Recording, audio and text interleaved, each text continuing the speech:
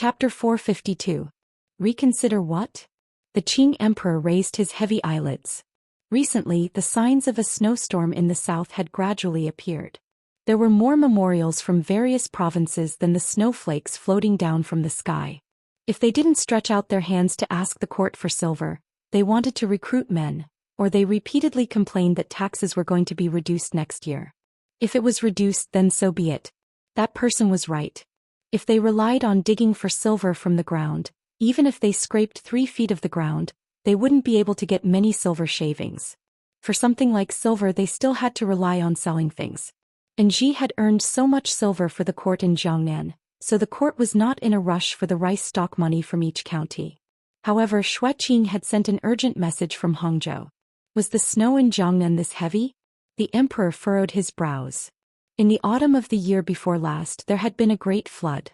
Who knew how many of his people had drowned and how many of their houses and fields had been destroyed? With great difficulty, it had taken more than a year for the imperial court to recover and accumulate some strength. Who would have thought that there would suddenly be another great snowfall? The heavens truly did not give him, the emperor, any face. However, he heard that the Hangzhou conference in Jiangnan seemed to have anticipated the winter snowstorm and made a great deal of preparations. After all, it was an organization of the people. When it came to disaster relief, they moved faster than the government. Every time this matter was brought up, his mother in the palace also had a smile on her face. She was a merciful person and could not bear to see the wretched sight of the people. No matter what, the Hangzhou conference was something the nobles in the palace had pooled together money to put together. The women in the palace all felt proud. The emperor couldn't resist smiling. Why did Qin girl put so much effort into this matter?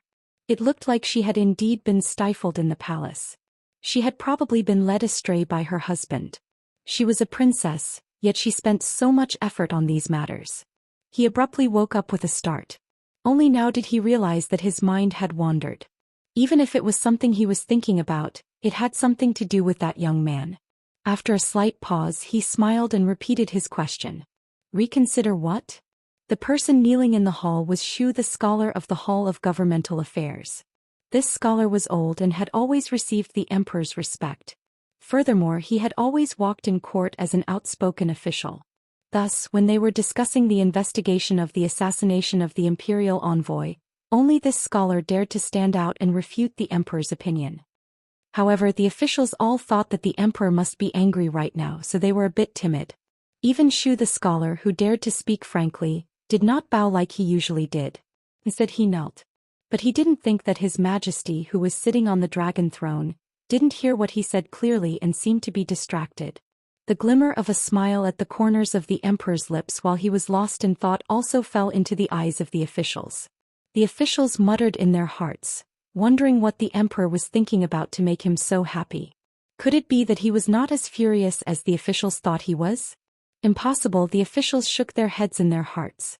Everyone knew that the emperor favored this illegitimate child the most. Thus, in the hearts of these officials who thought that they were naturally astute, this smile gained an additional mysterious and unfathomable meaning. Everyone's hearts trembled. Please reconsider, Your Majesty. Although the city guarding crossbow belongs to Dingzhou, this clue is a bit too. Xu Wu thought for a moment and didn't know what words to use. It is too obvious. I keep feeling that a true traitor is purposely framing us. Please reconsider and take back the earlier edict. The emperor smiled. Only now did he understand what Xu Wu was afraid of. Waving his hand, he said, "Stand up and reply. You're already so old.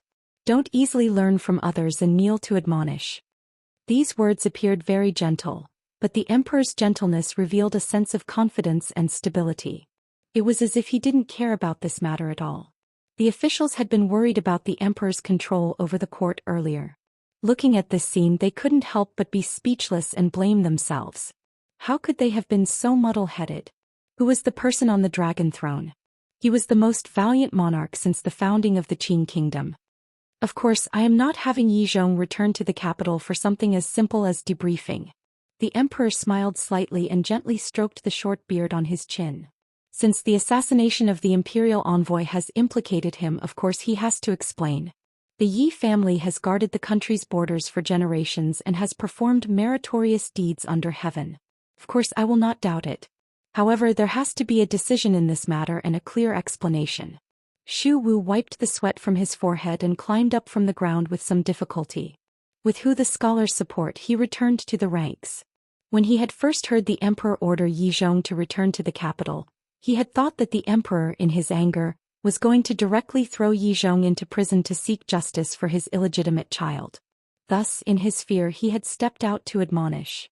Now that he heard this was not the case, he felt at ease. Although he was a civil official, he had been in court for a long time. He understood what the military meant to a country that had not even been founded for a century. Thus, he was very afraid that the emperor would wantonly humiliate and harass the military because of the assassination in the valley and shake the foundation of the court. Shu the scholar's heart was for the Qing kingdom, so he was at ease. However, the emperor's words fell into the ears of the other officials and had a different meaning.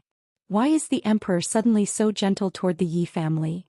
It was because the emperor had not been gentle toward the Yi family in the past 2 years that the emperor had suddenly become gentle. For a moment, countless officials could not wrap their heads around it. However, the so-called might of an emperor was something the officials could not wrap their heads around. They still had to wrap their heads around. Thus, they all prostrated themselves on the ground and praised the emperor's wisdom and magnanimity. The emperor actually did not think too much about it. He was also not as angry as the officials imagined. As an emperor, he had to maintain a necessary sense of mystery and eternal calm to show that he was as unmoving as a mountain and that the world was in his hands. Furthermore, Fan Xian had not died. If Fan Xian had been killed in the valley for the Qing emperor, it would be a criminal case. Since Fan Xian had not been killed, the criminal case had become a political matter. However, when great or muddle-headed politicians handled political matters, they all had a common trait. They were not in a hurry. The former were not in a hurry because they had a well-thought-out plan. The latter were not in a hurry because they didn't know how to act. The emperor was the former. However, he had an additional identity, so he still had an uncontrollable anger toward Fan Xian's assassination. As a father, what he wanted to do the most was to bring Fan Xian into the palace to see how his injuries were.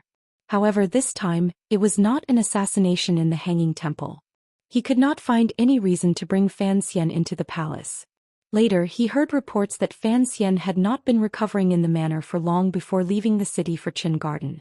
The emperor knew that Fan Xian's injuries were not serious and relaxed.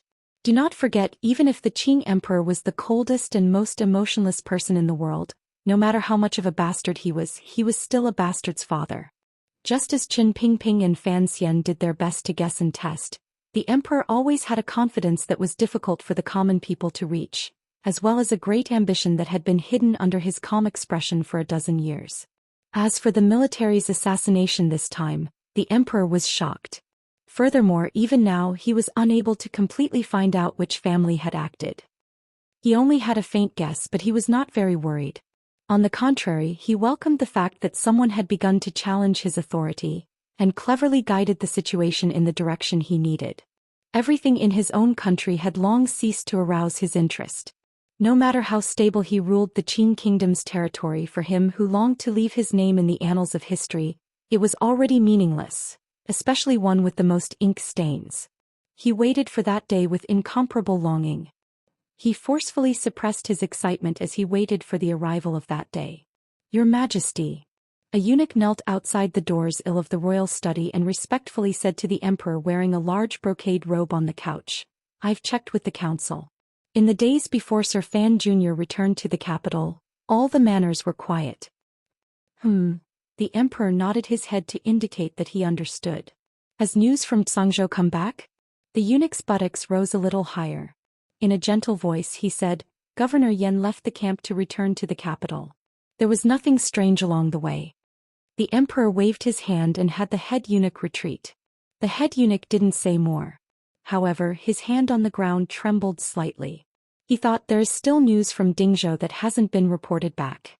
Why hasn't the emperor returned? Has he already predicted? Or is he preparing to blame it on the Yi family? What do you think?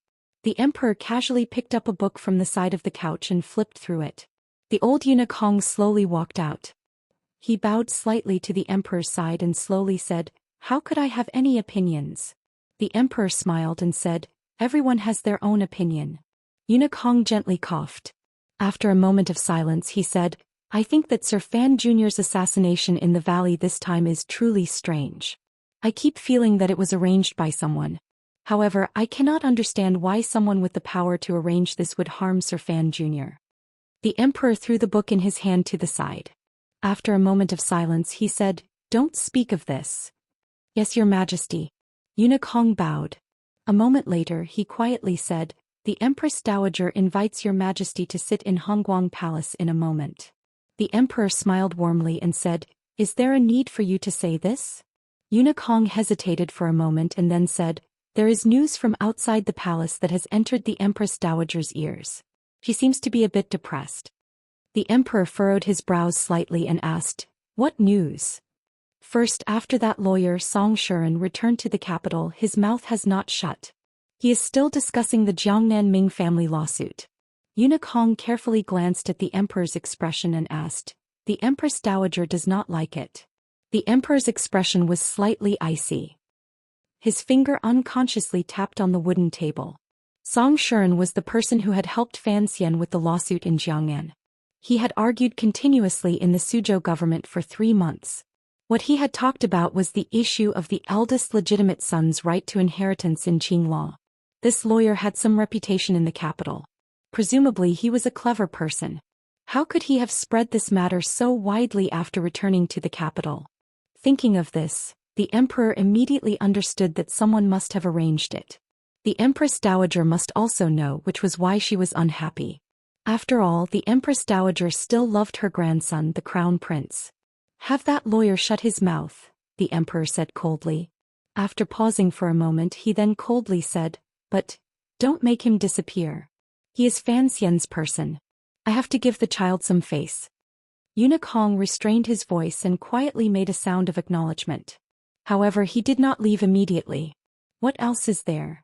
Eunuch Hong's withered expression did not change.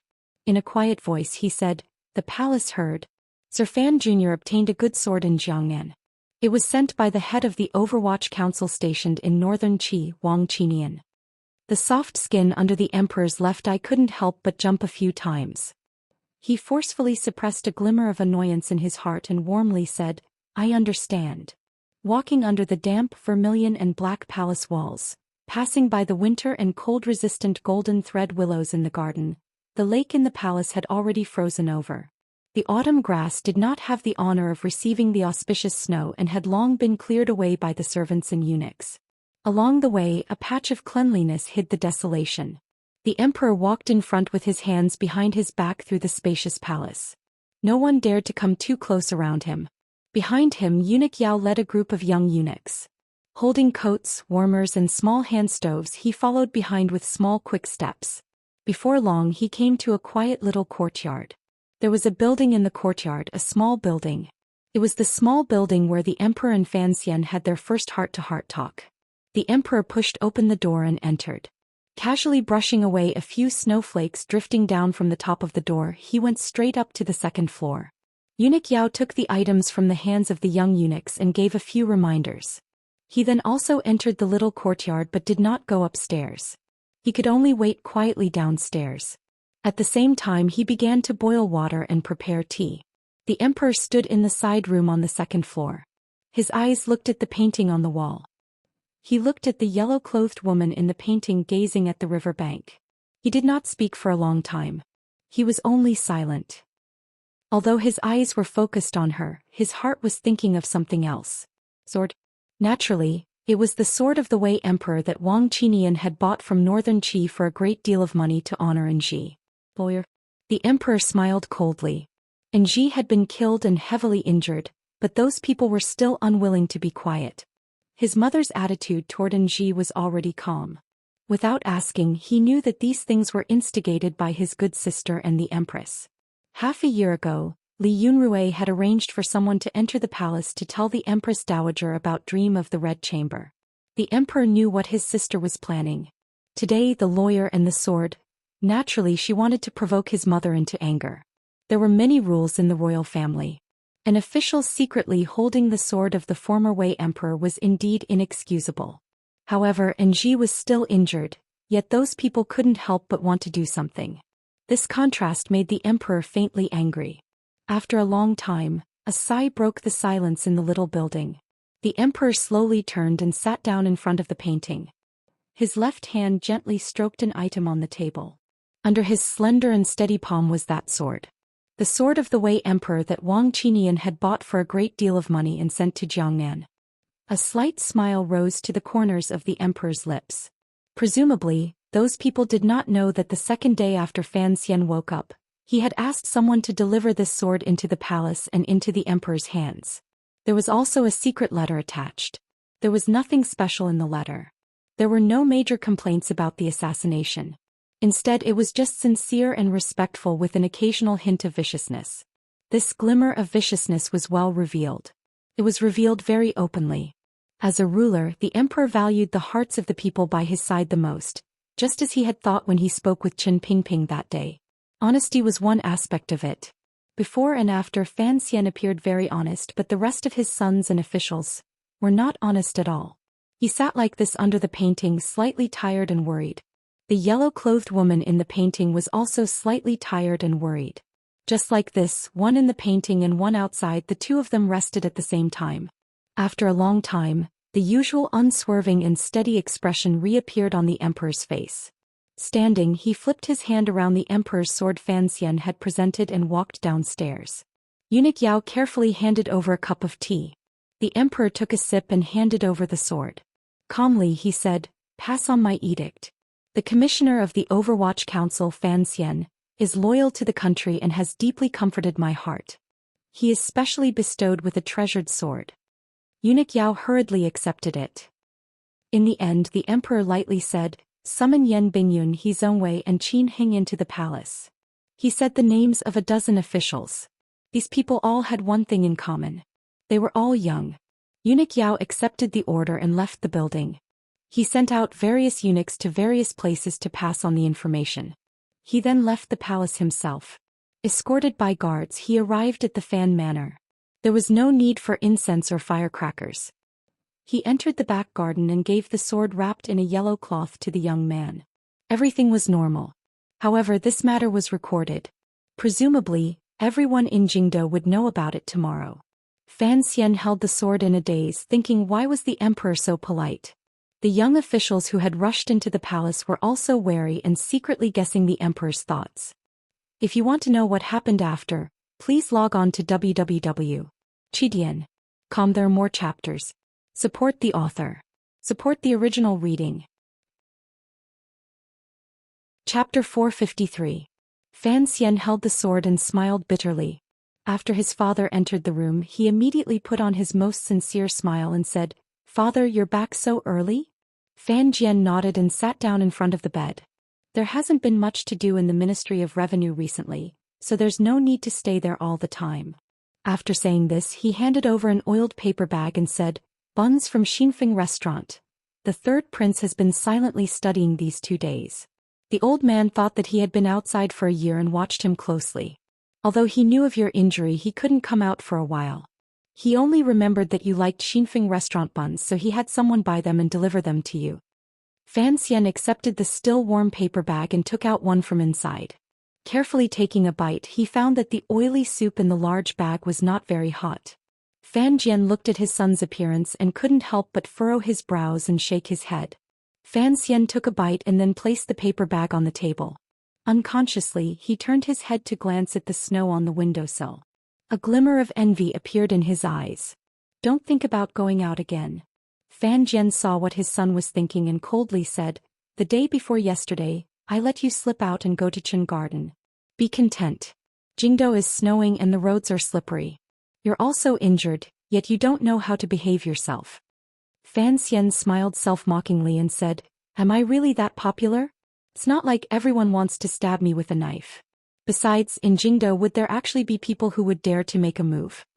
Fan Jian smiled coldly and said, "The inside and outside of Jingdo are only a dozen li away. What difference do you think it makes?" He was silent for a moment and then quietly said, "It's best if you calm down for now. The emperor will naturally seek justice for you." Fan Xian's mouth respectfully agreed, but in his heart he was thinking of a completely different matter. Both Qin Pingping and Fan Jian seemed to be watching the emperor's attitude. The two old men also had their own private actions. However, they both hid it from Fan Xian and didn't want him to get too involved. However, Fan Xian knew that the one who was injured was him. He was also the first to bear the brunt. Blindly enduring it was not in line with his principles. As for what the emperor would do next, Fan Xian could vaguely guess a little through his conversation with Qin Pingping. However, the change of blood in court did not seem to have much to do with him. After his father left the room, Fan Xian rolled his eyes and stretched. He tested the wound on his back and found that it was almost healed. His medical skills and his freakish physique made him very suitable for a life of dancing on the edge of a sword. He got out of bed and put on his clothes and shoes. He tried to be as quiet as possible so as not to disturb the maids serving him outside. Sitting on a stool by the table, he frowned and thought for a moment, and decided that the box should be safe to leave as it was. There were many clever people in the world, but those who were too clever would never think that they would do such a thing. After making up his mind, he gently pushed open the innermost cotton curtain. A gust of hot air came from the incense burner in the outer room. He crushed a pill between his fingers and its fragrance gradually filled the air. The sluggish maid was already feeling sleepy by the incense burner. She was startled to see her young master come out, but when she smelled the fragrance she immediately fell asleep again. Fan Xian tilted his head slightly and looked at the maid's charmingly naive appearance. He couldn't resist smiling. It looked like Siki, that girl, would be enchanted by him for the rest of her life. Wanner had thought it would be a long journey to Hangzhou, so she hadn't brought this girl. Unexpectedly, he still had to send her to sleep after returning to the capital. Wrapping himself in a thick fur cloak, Fan Xian carefully snuck along the corridor toward the back door. Presently the Ting couple were both in the manor. Their control over the servants had always been lax. In this snowy day, if the master did not give any orders, the servants and maids liked to hide in the room and laze around. Coincidentally, no one discovered Fan Xian's act of leaving the house. Of course, when he was about to approach the metal door, there were always guards standing there. However, Fan Xian glared at them and the guards could only pretend to be mute. In the end, the young master and the old master were both masters. It would not do to offend either of them. Easily leaving the manor, Fan Xian climbed into the normal carriage. Mu Feng carefully helped him into the carriage and then carefully sealed the cotton curtains around the window. Fan Xian shook his head and said, "I just wanted to see some scenery. What if you've sealed it?" Mu Feng smiled and didn't say anything more. Putting on a raincoat, he covered the Overwatch Council robe inside. With a shake of his wrist, the horsewhip made a few turns in the air, bringing down a few snowflakes. The carriage slowly began to move. The swordsman of the 6th Bureau followed in the dark. There were also some Overwatch Council secret agents disguised as passers-by who merged into the small number of Jingdo pedestrians. The carriage traveled to a lively part of Jingdo and carefully avoided pedestrians. Fan Xian lifted a corner of the curtain and looked out. He saw that the shops on both sides of the street were still open. The vendors selling snacks held up large umbrellas and used the heat in their pots to resist the harsh winter temperature. Compared to a year ago, there was nothing strange. He couldn't help but smile. For the court, the imperial envoy being assassinated was indeed a major matter. For these common people, presumably, it was the most delightful topic of conversation these few days. However, it could not affect them too much. Those who needed to do small business still had to do small business. Those who needed to worry about the surplus food in their homes still had to worry about it. His being assassinated made the court restless. It did not change much for the daily life that had been the same for tens of thousands of years. Suddenly his heart jumped. He stared at a few people on the neighboring street and did not move his gaze for a moment. Those people, who clearly looked like aces, were warily surrounding and protecting a young man. It was clear that the young man had disguised himself, but how could he hide it from Fan Xian's eyes? His heart jumped. "Follow them," Fan Xian ordered in an urgent voice as he watched the group of people buy some things and climb into his carriage. Mu made a sound of acknowledgement. He gently lifted the reins and followed. The two carriages, one in front and one behind, circled around the busy street and turned into a relatively quiet and luxurious street. At this time it was still early. The winter entertainment had not yet begun, so the buildings on the street were all quiet. Only the brothel in the best position in the middle of the street had red lanterns hanging high. Heavy curtains blocked the wind and used the spring scenery inside to attract the male creatures in the cold wind and bitter snow outside. It was Jingdo's most famous Baoyue brothel. Fan Xian watched as the group of people got off the carriage and walked into the building. He furrowed his brows and wondered if his eyes were really blurry after his injury. His head was full of questions. Without thinking, he had Mu Feng drive the carriage into the inner courtyard of Baoyue brothel from a side road and stop outside the door by the lake behind the building. He was the true boss of Baoyue brothel. The housemaid waiting at the back door saw him come down from the carriage and jumped in fright. She thought to herself, "Is this master heavily injured? How could he still have the leisure to come to the brothel to inspect?" She didn't say anything. She quickly sent someone to inform the second shopkeeper, Shi Qing'er, and carefully led Fan Xian to the prettiest independent courtyard by the lake. Fan Xian shook his head and thought of the person he had seen earlier. He passed directly through the snow by the lake and slowly walked toward Baoyue brothel. Going up to the third floor and coming to the room of the exclusive owner, Fan Xian composed himself and listened to the light words coming from inside. He couldn't resist the corners of his lips twitching slightly and smiling. The old housemaid behind him didn't say anything. She didn't even dare to cough. Earlier she had sent someone to inform the second shopkeeper, but she had no choice. She only hoped with all her heart that the people inside the room would be careful with what they said. After listening quietly for a long time, Fan Xian pushed open the door and entered. "Who is it?" With a hiss, the sound of a curved knife being unsheathed rang out. A heart-chilling knife intent hit him in the face. However, Fan Xian didn't hide or avoid it. He walked forward with an ugly expression. The person who had drawn out the knife wore normal clothing, but his brows were full of vigilance and steadiness. The knife had never been pulled back. Seeing that the young nobleman in front of him didn't even avoid it, he knew something was wrong and forcefully pulled the knife back. Jinqi clashed and his face flushed red. Mu Feng, who followed behind Fan Xian, also entered. He turned and closed the door. He then smiled warmly at the knife-wielding man, thinking that they would be colleagues in the future. At the same time, the group of people who had entered the room first had already abruptly stood up and surrounded Fan Xian, who was walking in front. Following this were two crisp sounds. The tea bowls in the hands of a woman and a young man fell to the ground at the same time. The two of them stared dumbstruck at Fan Xian and couldn't speak for a moment. "All of you put down your knives." The young man came to his senses first and cursed angrily at his followers. "Do you want to die?" The followers looked at each other, wondering who had come to make the big boss so agitated. Fan Xian was not agitated. He walked in front of the young man, bent two fingers slightly and knocked down viciously. With a pop, a red dot immediately appeared on the young man's slightly plump face.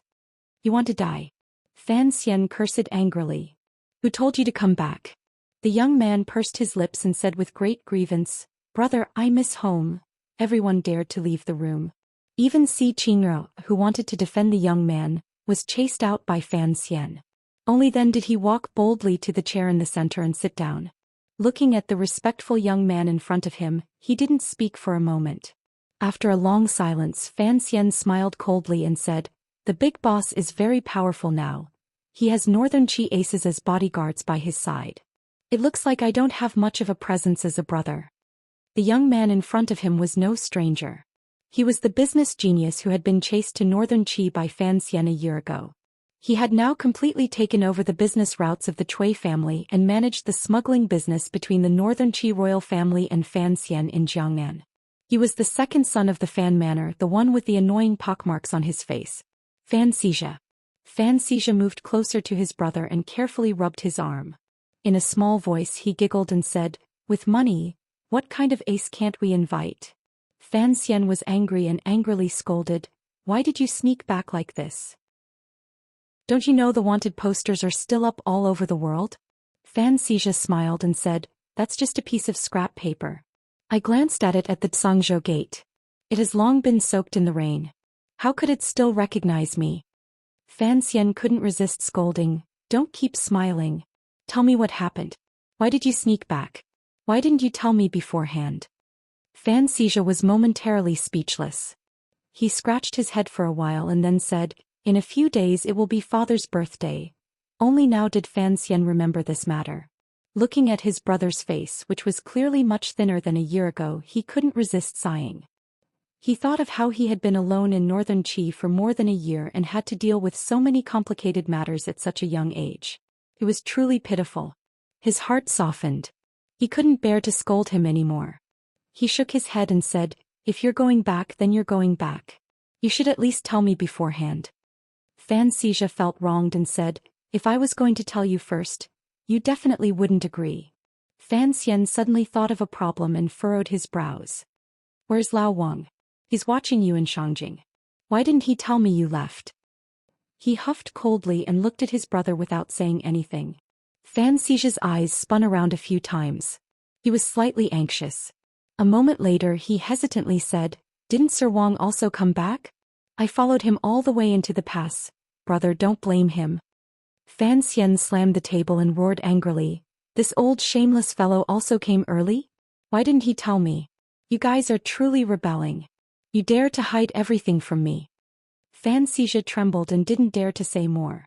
He knew that if this brother of his was truly angry and hit someone, he could really bear to use his foot to kick them. "Since you're back, why didn't you go home?" Fan Xian furrowed his brows and asked. Fan Xixia was slightly startled. Immediately after, a glimmer of ruthlessness rose to his face.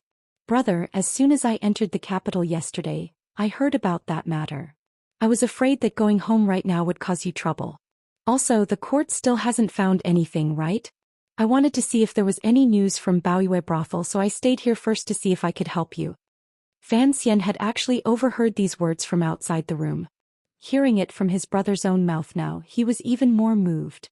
He gently patted his head and sighed. "What trouble are you afraid of? It's not like the emperor doesn't know about your matter. Who would dare to do anything? Come home with me in a bit. As for news of Baoyue brothel, if I need it, I will have someone come ask. You're a proper businessman. Don't get involved in these things." He couldn't resist glaring at his brother again and said, "Don't think I don't know what you're thinking in that head of yours. You're afraid that I'll scold you directly when you come home, so you want to do something to make me happy. Don't play this game with me. Use this on your parents. We haven't seen each other for over a year. Don't think about how Aunt Lu misses you. How can you bear to stay outside? If this matter goes up, see how your mother will deal with you. I won't ask for leniency." Fan Xixia nodded his head in grievance. He thought to himself, "It's all because of your accumulated power that I'm afraid of approaching the manor and not knocking. You've grown a bit taller." Fan Xian looked at him with a smile and patted his shoulder. After not seeing him for a year, his heart was also excited and happy. "You've also grown a bit stronger. Looks like you've been doing well in northern Qi." Fan Xixia was just about to complain and tell on his future sister-in-law when he heard the sound of knocking on the door. This knocking sound was very gentle and careful. It was like crying and complaining, like the pain of losing a father. Fan Xian laughed coldly. "Get your ass in here. You're a supporting character. Don't pretend to be sorrowful here. I've read all the book reviews seriously. Some are very interesting, but the new versions have been refined. I'm really not familiar with them. Everyone wait for a while. It's probably because I'm too lazy. I've been drinking too much these past 2 days. To be continued. If you want to know what happens next, please go to www.qidi.com. There are more chapters. Support the author. Support the original reading." Chapter 454. The unknown sidekick Wang Qinian pushed open a crack and flashed in. The 40-year-old old man was as nimble as a 14-year-old child.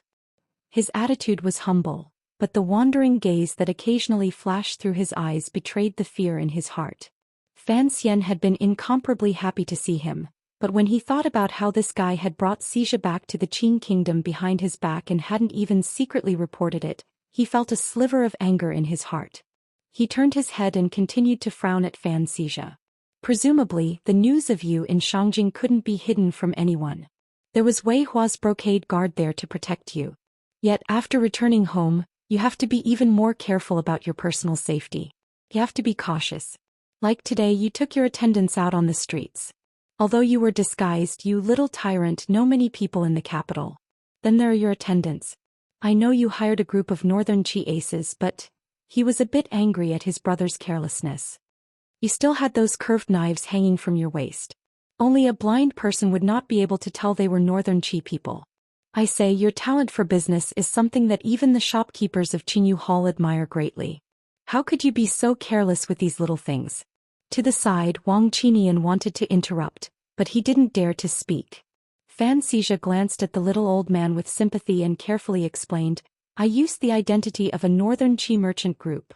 Fan Xian didn't pay attention to his explanation and coldly said, in any case, coming back without permission is your problem. Looking at his brother's back, Fan Xizha rolled his eyes and came up with a plan. He chuckled and said, if we're talking about acting on your own, big brother, I heard that you were injured quite badly in that valley. I think father would definitely not allow you to go out and wander around. Why did you see me on the street? Fan Xian stopped and didn't know what to say. He huffed coldly and let it go. Shortly after, he said evenly, let's not talk about that. It's good that you're back. I haven't seen you for over a year. I really do miss you. Fan Xizha sighed and sat by Fan Xian's side. Hugging his arm, he complained, I've been taking care of business for the second half of the year. Although it's annoying to argue with those Northern Qi people and split profits, I've always been doing what I like. You don't know about the first few months. The scene of a snowy night, a stone mill, a donkey, and beans seemed to appear before the young man's eyes. He said with a trembling voice, that's not a life for humans. Fan Xian suddenly realized that Haitang had long since returned to Shangjing. He couldn't help but laugh. Are you in a hurry to run away now that she's back in Shangjing? How can you be so timid? Feeling wronged, Fan Xizha said, brother, not all men in this world are as good as you. You can deceive any kind of girl. I don't want to look at a tigress like Haitang. Fan Xian laughed heartily and asked a few more questions about his brother's life in the north. As for official business, the two of them had talked about it countless times in the letters they had exchanged. He was too lazy to ask again. He just listened to his brother talk about his life in Shangjing and how he, at such a young age, came and went in and out of Shangjing's manners and nobility. Especially when he heard that Fan Xizha had become a frequent guest of the Marquis of Chongningho's house and often competed with Wei Hua's father in drinking, Fan Xian couldn't help but laugh. He thought that the old man's body might not be able to withstand the drinking battle between the two of them. Thinking of the old man in Shangjing, his gaze fell on the unusually quiet old man beside him. Fan Xian's mood had been good for a long time. He looked at Wang Qinian with a warm smile. His thin lips opened slightly and he said quietly, Sir Wang, I trust you have been well. Anyone who had interacted with Fan Xian knew that when Sir Fan Jr.'s smile was at its warmest, it was when the evil fire in his heart burned brightly. At such a time no one wanted to provoke this good-looking young man. As Fan Xian's confidant, Wang Qinian knew his temper well. Seeing the smile at the corner of his lips, his heart trembled. With a pained expression he said, Sir, spare me. When did you get here? Fan Xian picked up the teacup next to him and took 2 sips to moisten his throat. He noticed that the teacup had the fragrance of rouge, and only then did he realize that it had been drunk by Si Qing. He frowned slightly and switched to his brother's cup. But then he thought of something else. He tilted his head and asked, Where is your woman? These 2 questions were directed at 2 different people. Fan Xizha laughed and said, She's in Shangjing tied up all day. It's a bit boring. Wang Qinian said honestly, I really did get here yesterday. I already went to the council to report to Sir Yan, but the council said that you weren't feeling well after your injury, and told me not to rush into the manor. Fan Xian glared at his brother thinking that this kid was going to be 16 this year. Why did he sound like a middle-aged married man? But then he thought about how Fan Xizha had started a brothel at such a young age, and how he had taken advantage of it at such a young age. It would be difficult for him to know what it meant to cherish women. He frowned and asked Wang Qinian, You should know the arrangements for your return. Wang Qinian straightened his body and laughed. I heard that you want me to take over your position in the first bureau. I won't do it. Fan Xian was startled and opened his mouth to scold him. Even the director guessed that you would say that. That is the only brothel out of the 8 bureaus. If you don't take over such a good position, how can I rest assured? You've been in Northern Qi for a year and a half. Your seniority and experience are all here.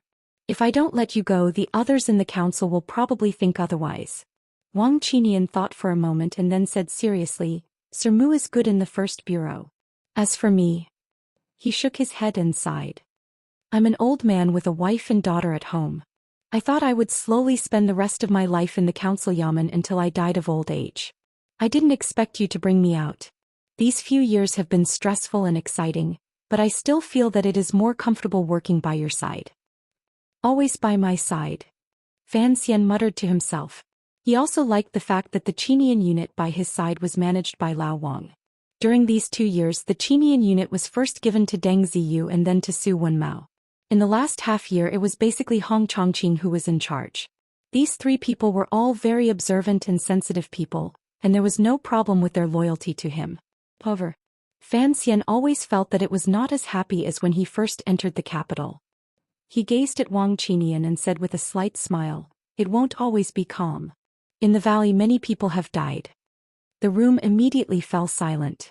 After a long time Wang Qinian said seriously, "Because of this I still feel that you should let me handle the matters around you. At least my nose is sharper and I run faster. Although the swordsmen of the 6th Bureau are capable, I have more confidence in myself when it comes to taking precautions." Fan Xian lowered his head. His fingers twirled around the little teacup as he calculated his future plans. He couldn't help but furrow his brows. Wang Qinian appeared comical, but when he did things he was watertight. During this year in northern Qi, Fan Xian didn't have to spend much effort to successfully build a good relationship with the northern Qi royal family and the Brocade Guard Yamen. Furthermore, he had the northern Qi spy network of the 6th Bureau, which had become a pool of dead water because of Yan Bingyun's accidental exposure, successfully become active again. The smuggling of the Jiangnan Palace treasury to northern Qi and Fan Xian's understanding of northern Qi's movements all relied on this wizened old man in front of him. These matters all proved Wang Qinian's abilities. This quiet but powerful Overwatch Council official was a treasure Fan Xian had picked up after entering the capital.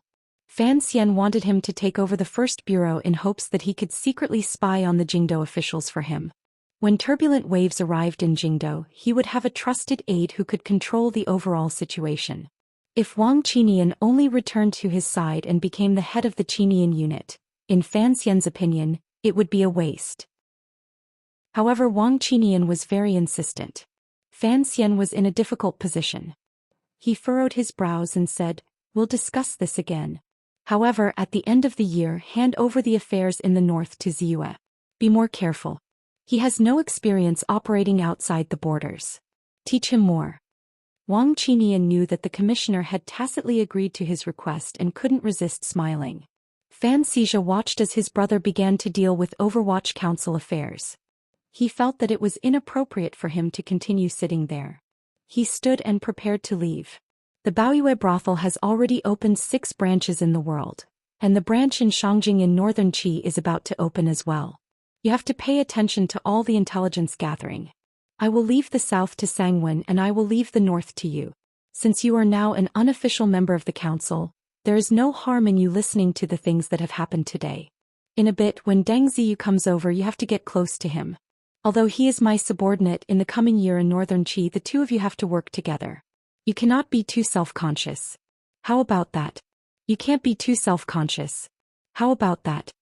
This was Fan Xian's most pressing thought after the attack in the valley. He had to build up his own intelligence system. The system didn't need to be too big. It needed to absorb nutrients from the big tree that was the Overwatch Council. Otherwise, once the Overwatch Council became mute and closed itself off, Fan Xian was worried that it would be like the valley and he would once again become blind. As he spoke there was a knock on the door. The person who came was using the Overwatch Council's standard method of reporting to a superior. Fan Xian smiled and made a sound of acknowledgement. Deng Ziyu, dressed in a black robe, pushed open the door and entered. He knelt on one knee in greeting to Fan Xian. After he rose he looked at Wang Qinian to Fan Xian's side and said excitedly, "Sir Wang, you've returned to the capital?" Back when Fan Xian had formed the Qinian unit he had only picked Wang Qinian. The subordinates after that had all been personally picked by Wang Qinian. Deng Ziyu was the first person Wang Qinian had picked into the group, so he had always viewed Wang Qinian as a teacher and a superior. Suddenly seeing him today he couldn't help but be happy. "All right." Fan Xian smiled. "There's no need to talk about parting in this building today. We'll talk about the arrangements after they've settled." He paused and then asked, "How many more days until Wan Er and the others arrive?" 3 more days, Deng Ziyu replied calmly. There are Tiger Guard swordsmen accompanying them all the way. Additionally, after hearing that you were assassinated, the various provinces are on alert and have strengthened their defenses. There shouldn't be any problems. Fan Xian nodded. He was actually not very worried. Assassinations always had to have benefits. For those people, killing him was too tempting, but assassinating other members of the royal family had no benefit at all. The room was silent. Fan Xian was the commissioner of the Overwatch Council. The other 2 were high-ranking officials of the same level as the heads of the 8 bureaus. It was the first time Fan Xizha had participated in a council meeting of this level. He felt that the atmosphere was very different from when he was gathering merchants in the north to pick up girls and calculate money. He couldn't help feeling nervous and unconsciously played with his thick and clumsy fingers. However, Fan Xian remained silent.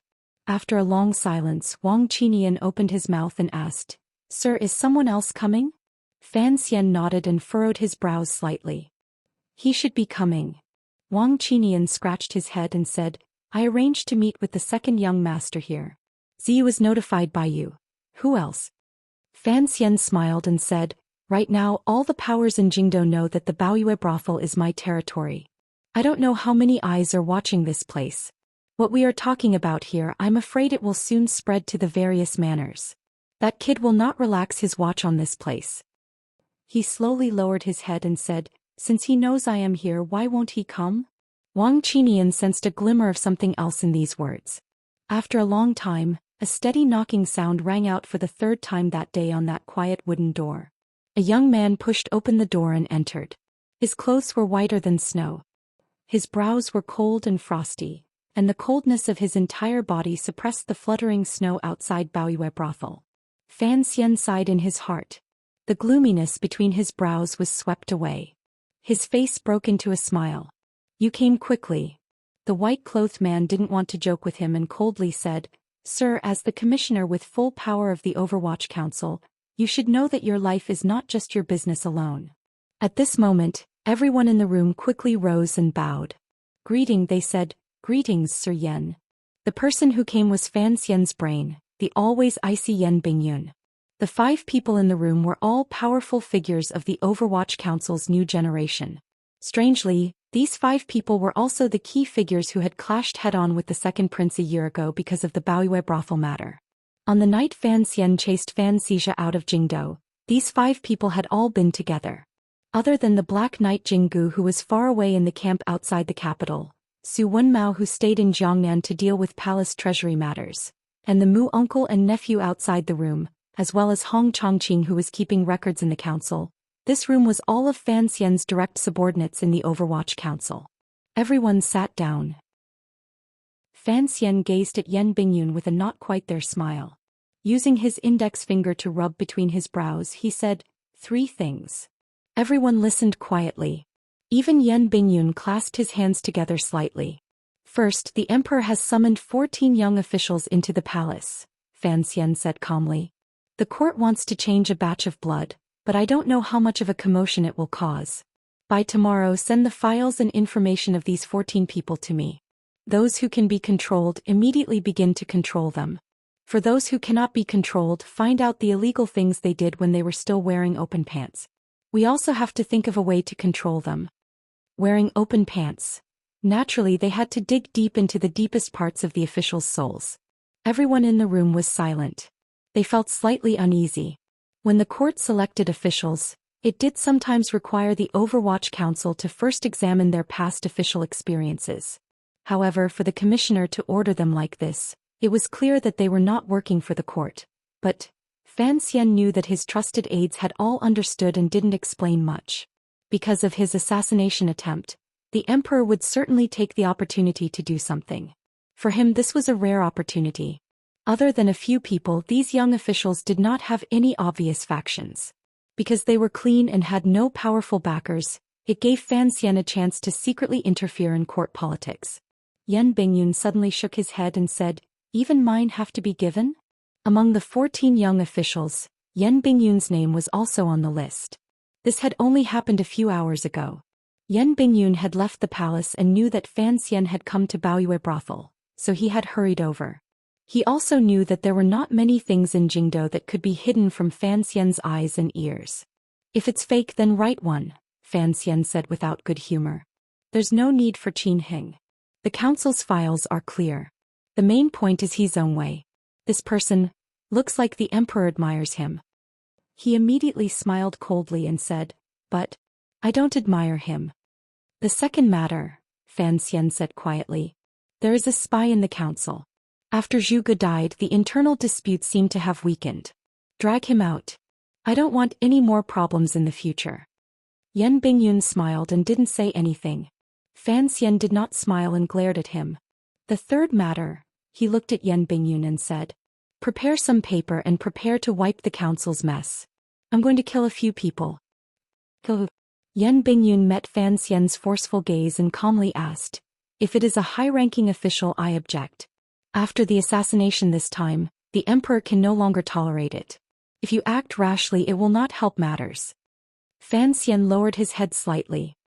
His palm unconsciously rubbed the head of his brother beside him. Raising his head, he said, killing is not the goal. It is also not a method to obtain some kind of benefit. It is only a kind of warning and provocation. Presumably, you know a little about Director Chen's intentions. You should know that adding a little more fuel to the fire at this time is good for the bigger picture. The other people didn't understand and didn't know what Director Chen meant by the bigger picture. However, Yan Bingyun felt bitterness in his mouth. He forced a smile and said, if you want to mess around, then mess around.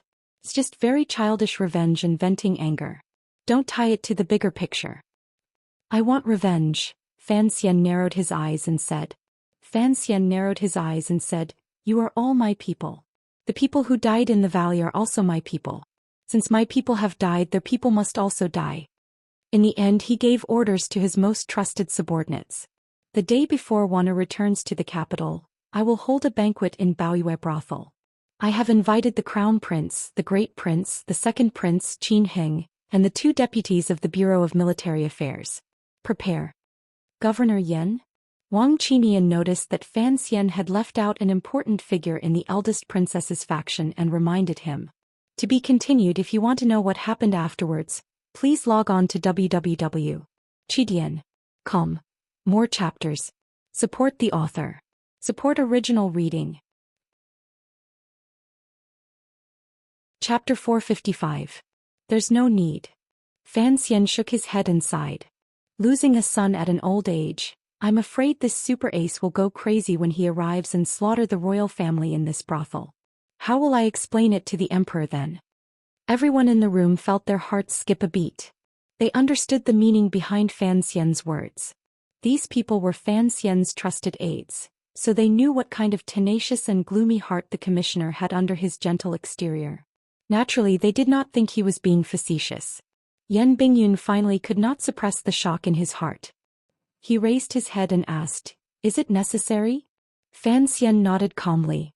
His index finger was still rubbing between his brows as if he wanted to rub away all of the gloom these days. Danzhou is good, Jingdo is difficult. Since the two sides in the end are in a situation of life and death, I'm used to acting first. Among the people present, Fan Xizha was closest to Fan Xian. However, he was too young. Hearing people like his elder brothers discuss a certain person's life and death so blatantly, he was unable to react. The others did not dare question Fan Xian's orders. Only Yan Bingyun persisted and said, it's not a good thing to explode early. Fan Xian shook his head and explained, it won't explode early. The emperor will certainly think of a way to turn the matter of me being assassinated into something beneficial for the court. However, for the council, I'm afraid it won't be of any benefit. After saying a few more words about the future matters of the Overwatch Council in Jingdo, this secret brothel meeting ended. Qin Pingping was basically no longer in charge of matters. The old leaders of the 8 bureaus of the Overwatch Council calmly made way. Fan Xian and Yan Bingyun discussed and could basically confirm most of the matters. Wang Qinian and Deng Ziyu left first and began to prepare the matters the commissioner had ordered. As Yan Bingyun left, he couldn't resist turning his head and furrowing his brows. Killing Yan Xiaoyi's son. This is admittedly a very serious warning, but it will also drive a ferocious tiger crazy. Presumably, you have other plans in your heart that you have not made clear. Fan Xian was silent for a moment. He then said, "Correct, I won't hide this from you. As a superior 9th-level ace, Yan Xiaoyi is the martial and military power the other party can rely on the most. Even if I have to pay the price of my official career, I will fight to get rid of him early." He did not reveal his thoughts completely. Yan Xiaoyi was different from the Yi and Qin families.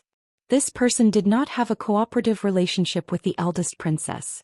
Rather, he had a loyal relationship. In the end, he would become an obstacle on Fan Xian's path. Fan Xian was not like the Qing emperor who had that kind of abnormal self-confidence. Thus, he always had a strange feeling toward Yan Xiaoyi's arrows. He always felt his heart palpitate. Before the big explosion came, if he could destroy this divine bow of the Qing kingdom's north, Fan Xian felt that his life would be much happier.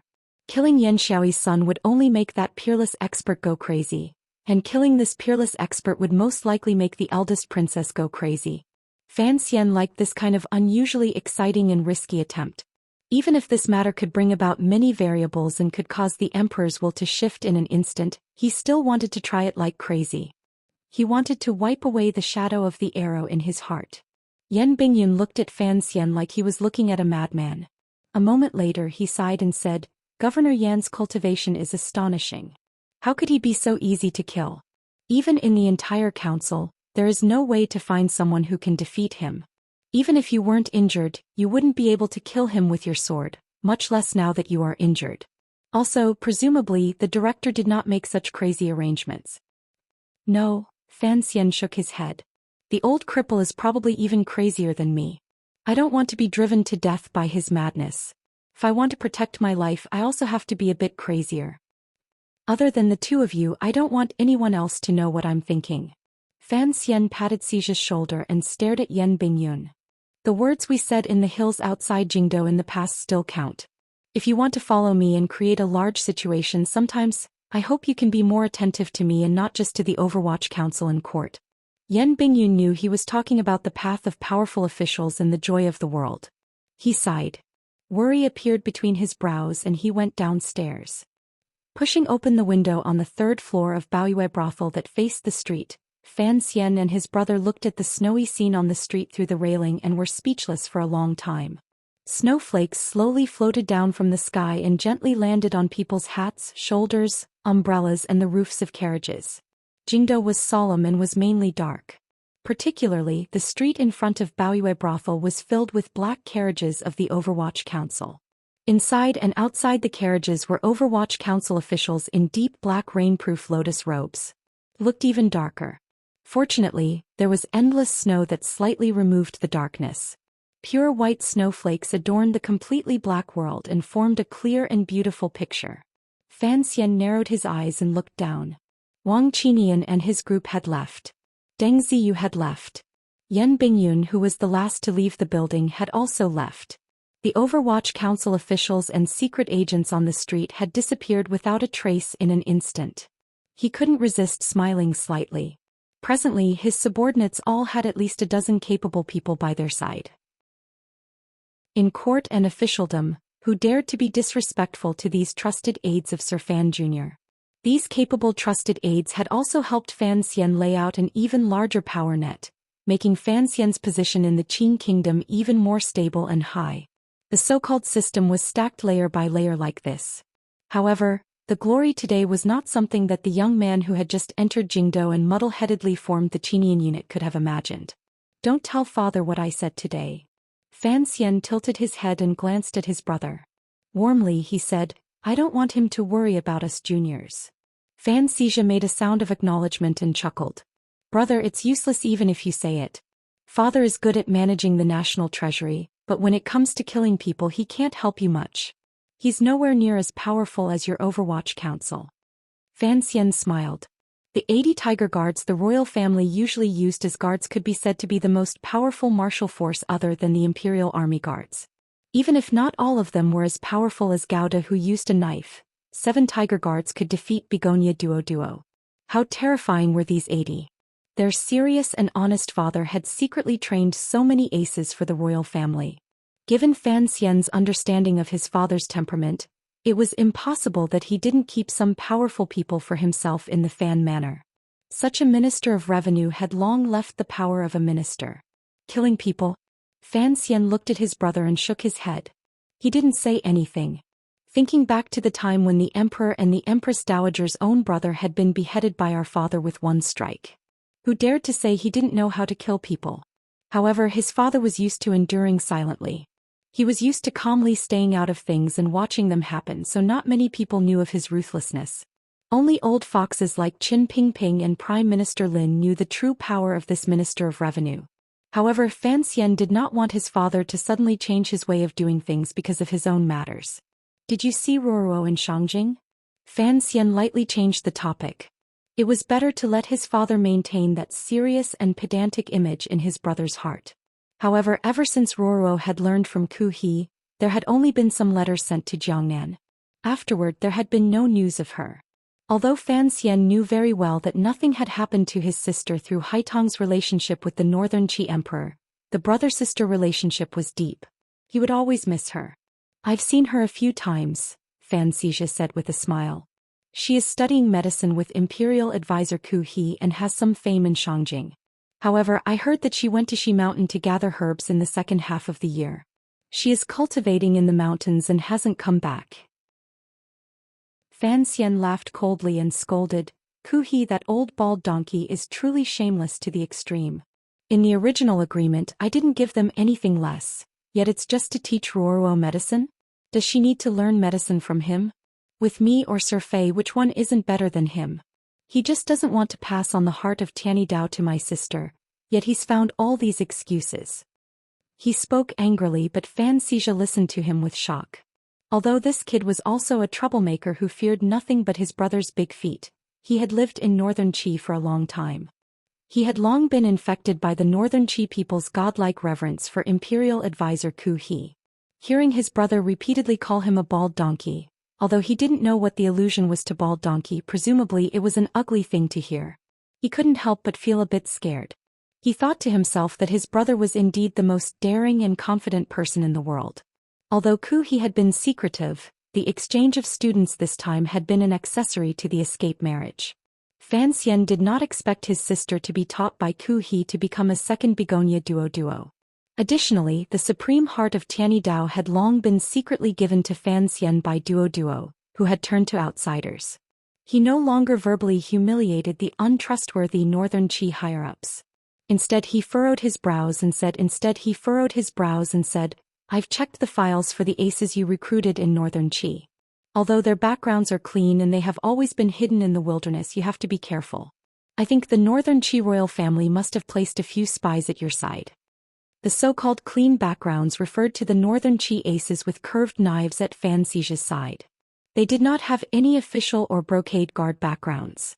Fan Xizhi nodded. Although he still had a smile on his face, a cold light flashed through his eyes. Don't worry, big brother. I've already found out who it is.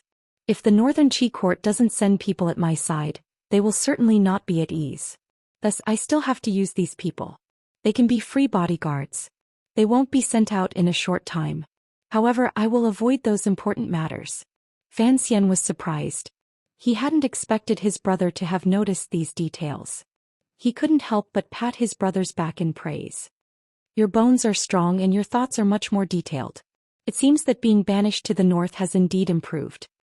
He immediately smiled and said, There's no need to worry too much. Right now, Northern Qi is still counting on a young merchant like you to buy palace treasury goods for them. They won't easily offend you. The Baoyue brothel was already empty.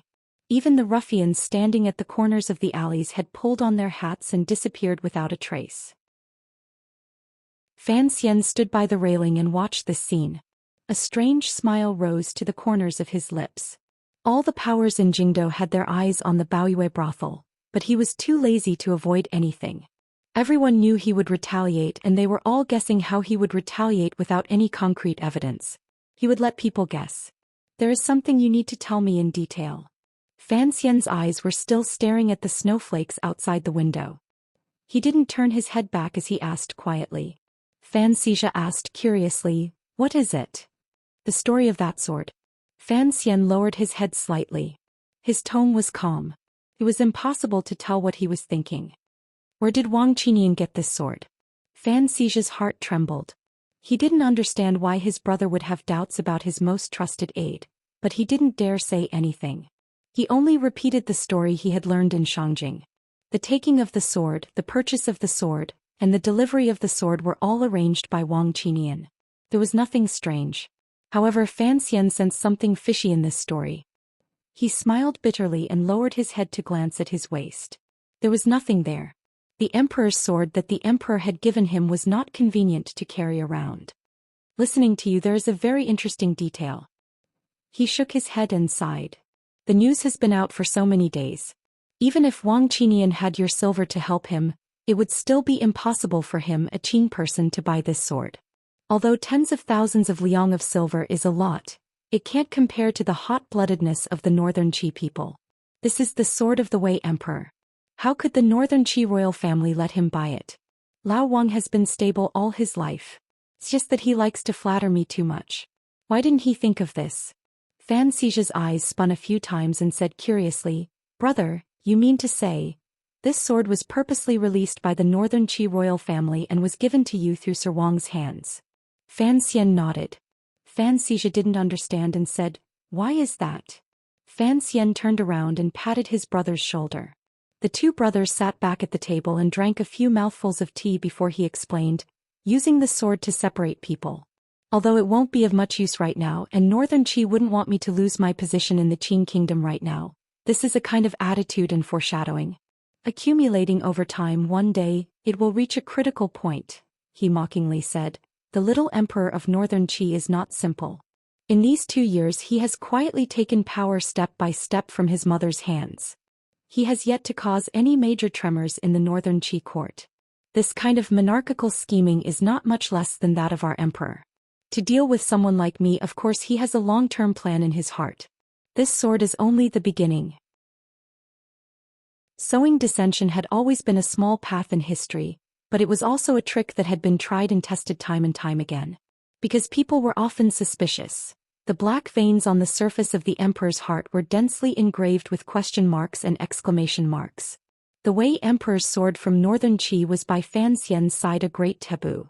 If he had not handled it appropriately and acted quickly to send the sword into the palace, who knew what the Qing emperor would feel in his heart? Fan Xi clicked his tongue and sighed. Politics is indeed complicated. Although my departure from Shangjing was secretive, before I left, the Northern Qi emperor summoned me into the palace and had me bring a message to you. Presumably, he knew I would be making a trip back home. Fan Xian furrowed his brows and asked, "What message?" "Looks like it is not a normal color. The color depends on his ice and snow."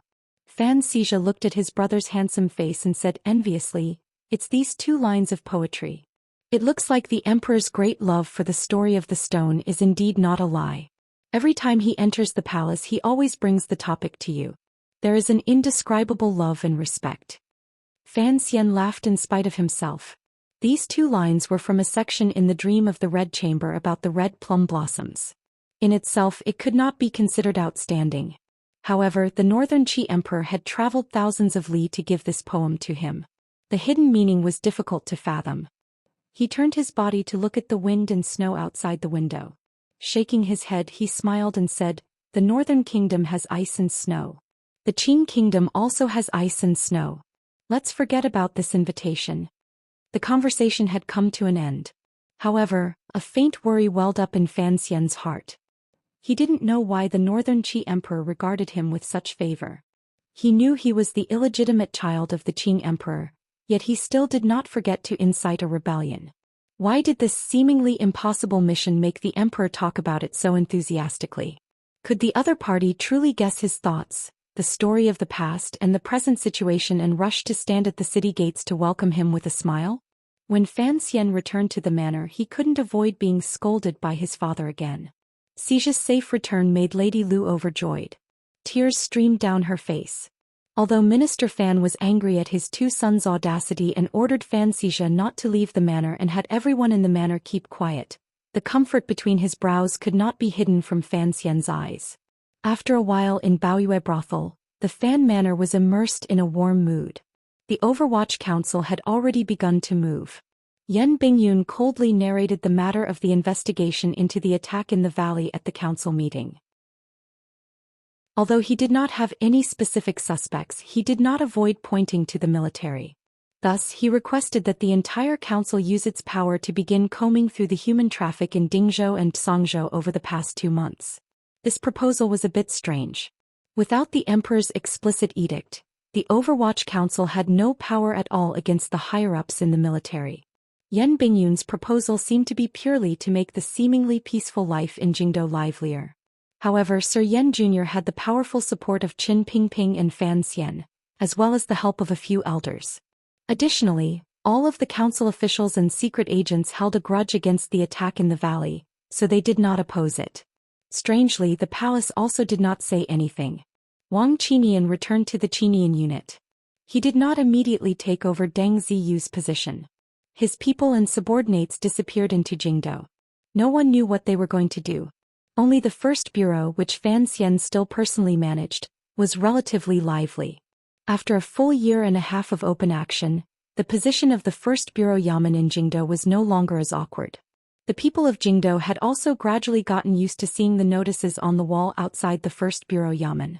For example, yesterday he had caught the corrupt official and today he had found a parasite in a certain department. After Fan Xian had cleaned up the first bureau, these kinds of shady and private matters of the court were openly posted. The people of Jingdou often read them like they were reading a legendary crime-solving novel. One day the old notices on the wall were suddenly torn down. After washing them with snow water, the temporary head of the first bureau, Mu Tai, whose face was like black iron, personally brushed the paste and pasted a new piece of paper on the wall. The people gathered around curiously. They saw that it was not a case, it was just a few witty words. 13th Wang, are you hungry? If you are, tell the girl that the girls will make noodle soup for you. The people looked at each other and thought, what is the Overwatch Council, or rather Sir Fan Jr., who had just been assassinated, playing at? On the last day of the month I spread my hands and asked for monthly votes. At the same time I shook everyone's hands tightly. Next month's monthly votes are all mine. They're all mine. To be continued. If you want to know what happened next, please log on to www.chidian.com. More chapters. Support the author. Support original reading. Chapter 456. Many years later, when Wang Shi, the 13th disciple of the Sword Hut, stood in front of that group of riders, he would certainly think of that bright afternoon when Sangwon had taken him to choose a girl. He would feel the same helplessness and headache. At that time, Baoyue Brothel was already the #1 money-squandering establishment in the world. The courtyards were like the residences of the princes and dukes, distributed on the 2 sides of the thin lake behind the building. There was thin ice on the lake and on the ice was snow. In the snow, there were countless dark red flower petals blown off the wintersweet branches by the lake. Yes, it was like blood and snow, cold and incomparably hot, just like the thoughts of the young noble who wrote the notice. But this was more like a bowl of noodle soup. The white and tender wastes of noodles floated in the beautiful noodle soup. The dozen or so dried peppers that had been cut open with scissors were bright red, stimulating the diner's eyes, heart, mouth, and nose. Wang Shi took a deep breath, rubbed his nose and shook his head with some sadness. He placed his chopsticks on the table twice, pierced through the broth and picked up a chopstick of noodles. He ate carefully and elegantly. He ate very politely, but his speed was very fast. In a short while there was only white broth left in the bowl. Without stopping he picked up the bowl and drained it in one gulp. Sangwon, who had accompanied Deng Ziyu back to the capital from Suzhou to report on his orders, looked warmly at this fortune-teller. Although she didn't know why the official had made such an arrangement, she was certain that this fortune-teller was not an ordinary person. He was indeed extraordinary. He was very good-looking, with thin lips, sword-like eyebrows, and a pair of gentle and spirited eyes. There was a sense of tranquility about him, and even when he was drinking the noodle soup he still looked very attractive. Sang Wenjiu had been a bystander for a long time in the romantic scene in the capital. She knew that eating noodle soup was the most uncultured aspect of a person. Of course, she did not think that there was anything to look down on when those boorish men ate noodle soup. Noodle soup, noodle soup, noodle soup, noodle soup, noodle soup, noodle soup, noodle soup, noodle soup, noodle soup, noodle soup, noodle soup, noodle soup, noodle soup was as elegant as reciting poetry. Wang Shi placed the bowl of noodles on the table, furrowed his brows and sighed. His brows, eyes, and breathing were full of self-deprecation and helplessness. He turned to Sangwon and looked at this woman who had a slightly broad jaw but looked exceptionally gentle. He said evenly, "Where is the girl you picked for me? Between the young lady and the broth, you can only choose one." For some reason, Sangwon felt that the young man in front of her was very cute. She smiled and said, "Since you've chosen the noodles in the soup, you can forget about this girl." Wang Shi said with a bitter face, "Even if it's a part-time job, you still have to get paid." Sangwon calmly said, "You are not here to work for Darren." Wang Shi suddenly quieted down. A moment later he said in a soft voice, "I've already drunk this noodle soup. I just don't understand. With Miss Sang's status, why would she personally make a bowl of noodle soup for me?" Sangwon was slightly startled. She immediately smiled and said, "Director Chen likes the noodle soup I make." When Wang Shi heard that person's name, he couldn't help but be startled. His countenance changed as he said, "This is my good fortune." Sangwon bowed slightly and finally said, "I just want to let you know one thing. Although the broth is too hot and you can't drink it in a hurry, if you wait for the broth to turn cold it won't taste good."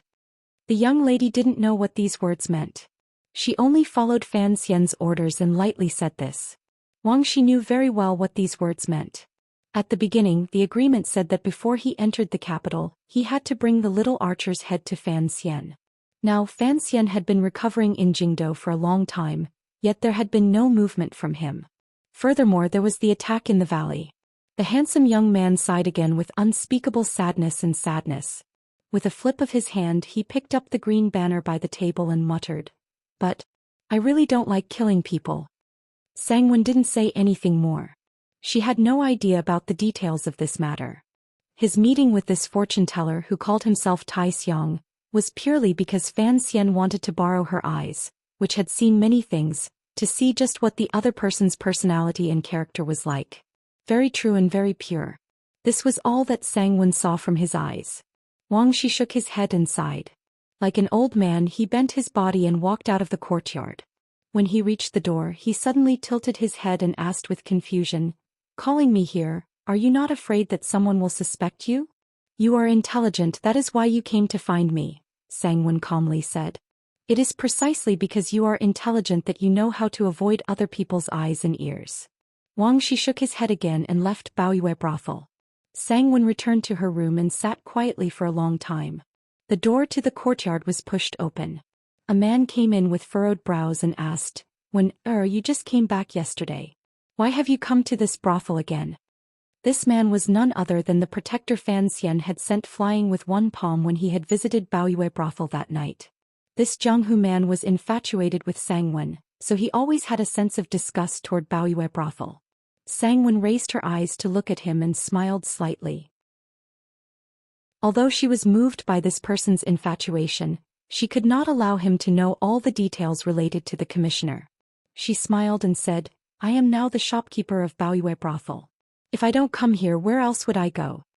The man looked at the big bowl on the table and smelled the faint fragrance coming from inside. Involuntarily, his brows relaxed and he chuckled. "Make me a bowl to eat too. I haven't eaten in a long time." Sangwon glared at him and said, "I don't have that kind of free time right now." The man said unhappily, "You make it for other people." Sangwon said without good humor, "Do you think this bowl of noodles is that good? If you really eat it, you'll probably be so upset that you want to die." At this moment, Wang Shi was so upset that he wanted to die. He sat in the shop by the city gate and stared at the bowl of noodles in a daze. His incomparably soft eyes were wide open. No matter how good the noodles were, if he ate 3 meals a day, it would always make him want to vomit. Thus he didn't touch the bowl of noodles at all. He only drank the tea beside it, cup after cup, as if he was extremely thirsty. To the side, the tea bartender looked at this fortune-teller with cold and disdainful eyes. He thought to himself that of all the things this young man could do, he had to pretend to be a charlatan. Seeing how poor he was, he could only use tea to go with the noodles. After drinking a bellyful of tea, the sun in Jingdo, where the wind and snow had already stopped, finally sank. Wang Shi picked up the green banner and coughed gently. He passed through the previously closed city gate and became the last person to leave the city today. 7 li north of the city, he stopped his steps at the top of a mountain and sat down on a large rock. Raising his head to glance at the snowy branches in the forest, he lowered his head to pick up a large handful of snowflakes and sent them into his mouth to chew. He then placed the green banner in the snow and looked at the military camp on the other side of the mountain in a daze. The Yuan-Tai camp of the Jingdo garrison. Wang Shi suddenly tilted his head, opened his mouth and vomited with a wah sound. This vomiting was endless. He vomited out all of the noodles and noodle soup he had eaten and the bellyful of tea he had gulped down. A clump of muddled and ugly paste was vomited onto the clean snowy ground. It looked unusually disgusting, particularly the faint fishy smell hidden in it. It made the nose want to cough. However, Wang Shi didn't vomit again. He only ate another clump of snow and then stared at the puddle on the ground. A moment later he sighed and said, "What a powerful medicine to be able to raise the Jinqi in a person's body to such a tyrannical realm in one day." He shook his head and sighed in admiration. This medicine had been placed in the noodle soup by Fan Xian through Sang Wen's hands. Presumably, Fan Xian wanted him to do it but also didn't want anything to happen to him. This medicine was the small yellow pill he had taken when he was fighting against Lang Tiao and Friar He, 2 9th-level aces in northern Qi. Other than collapsing a little afterward, there weren't many side effects. Of course, Wang Shi had also sensed this. He still smiled bitterly and said, "Your honey is my arsenic. This medicine is poison to me. It almost killed me." However, Fan Xian would not be so kind as to help Wang Shi increase his chances of success. As for what he was planning, Wang Shi didn't quite understand. Night gradually fell. Wang Shi rose. Without another glance at the green banner beside him, he used the cover of the darkness to head toward the Jingdo garrison's Yuan-Tai camp. The target he wanted to kill had been hiding in that camp the entire time. He was only using the identity of an officer, so the security around him was not very tight. However, Wang Shi truly did not like killing people. Ever since he left home, his hands had never been stained with blood. He pitied the people of the world and respected all life. Even under Fan Xian's powerful suppression, he had tried countless times and still could not truly assassinate someone he had no grudge against. This was why he had continued his pledge of allegiance to this day. In reality, the condiment Fan Xian added to the noodle soup was a stimulant. He wanted 13th Wang to be a little braver and more ruthless. However, he had not expected that this condiment would not be of much use to 13th Wang. On the contrary, it would harm him. Thus, 13th Wang remained calm and merciful. However, since he had not become crazy and knew that the most powerful aspect of an archer was their eyesight and that archery was most effective in the darkness, why did he still choose this time to strike? In a corner of the barracks in the Yuan-Tai camp, Yan Xiaoyi's son Yan Shendu was carefully using a feather hinge to repair an arrow. His hands were incomparably steady. He repaired the long feathers attached to the tail of the arrow until they were unusually smooth. To do a good job, one must first sharpen their tools. He had a pair of hands that a godly archer should have, so he could repair his arrow to the fastest and most accurate. Governor Yan had always believed in one principle. Only children who were far away from their parents could truly have a future. It was just like how his parents had died at a young age and he had hunted in the mountains for a living. Only then could he cultivate such a cruel and ruthless will. Only then would he be noticed by the young eldest princess, who had come into the mountains to play, and be taken out of the mountains to join the ranks. With his skills, he had achieved countless military merits and obtained such a lofty position. When Yan Shendu was only 12, Yan Xiaoyi chased him out of the family and entrusted him to the eldest princess. The eldest princess knew the thoughts of her top general. Although she was gentle toward Yan Xiaoyi, she did not stop at sharpening him. After he had finished his skills, she had secretly sent him to the Jingdo garrison. The Jingdo garrison now controlled by the Qin family. Other than a few high-ranking generals and the eldest princess's trusted aides, no one knew that the son of the governor of the north, Yan Shendu, was an unremarkable officer in the Jingdo garrison. Yan Shendu was like his name. He did not like to communicate with other people. He only liked to communicate with arrows. Thus he did not have many companions in the military. He only had a group of subordinates he had personally trained, subordinates loyal to the eldest princess. The day he ambushed the second priest of the temple, Great Master San Shi, on the outskirts of Jingdo was Yan Shendu's first operation. He thought the operation was very successful because he did not know what happened later. Thus, the confidence that had long been suppressed in the depths of his heart surfaced. He thought that other than his father, no one would be able to stop his long-distance attack. Even a 9th-level ace could not. The length of a weapon's effective range determined life and death on the battlefield. This was a supreme principle that Yan Xiaoyi had never forgotten to teach his son. Because of his confidence, he was arrogant and egotistical. When he heard that his father and the Jiangnan Road Imperial envoy Fan Xian had been summoned back to Jingdou at the same time and that the two sides were likely to fight in the martial conference that had stopped for many years, Yan Shendu could not sit still. He worshipped his father, but he actually had a glimmer of worship and jealousy hidden in his heart toward the brilliant and dazzling Sir Fan Jr. All the young people under heaven were like this, and Yan Shendu was no exception. Thus he wanted to test just what kind of remarkable power Sir Fan Jr. had. On one hand, it was to test the other party's depths on behalf of his father.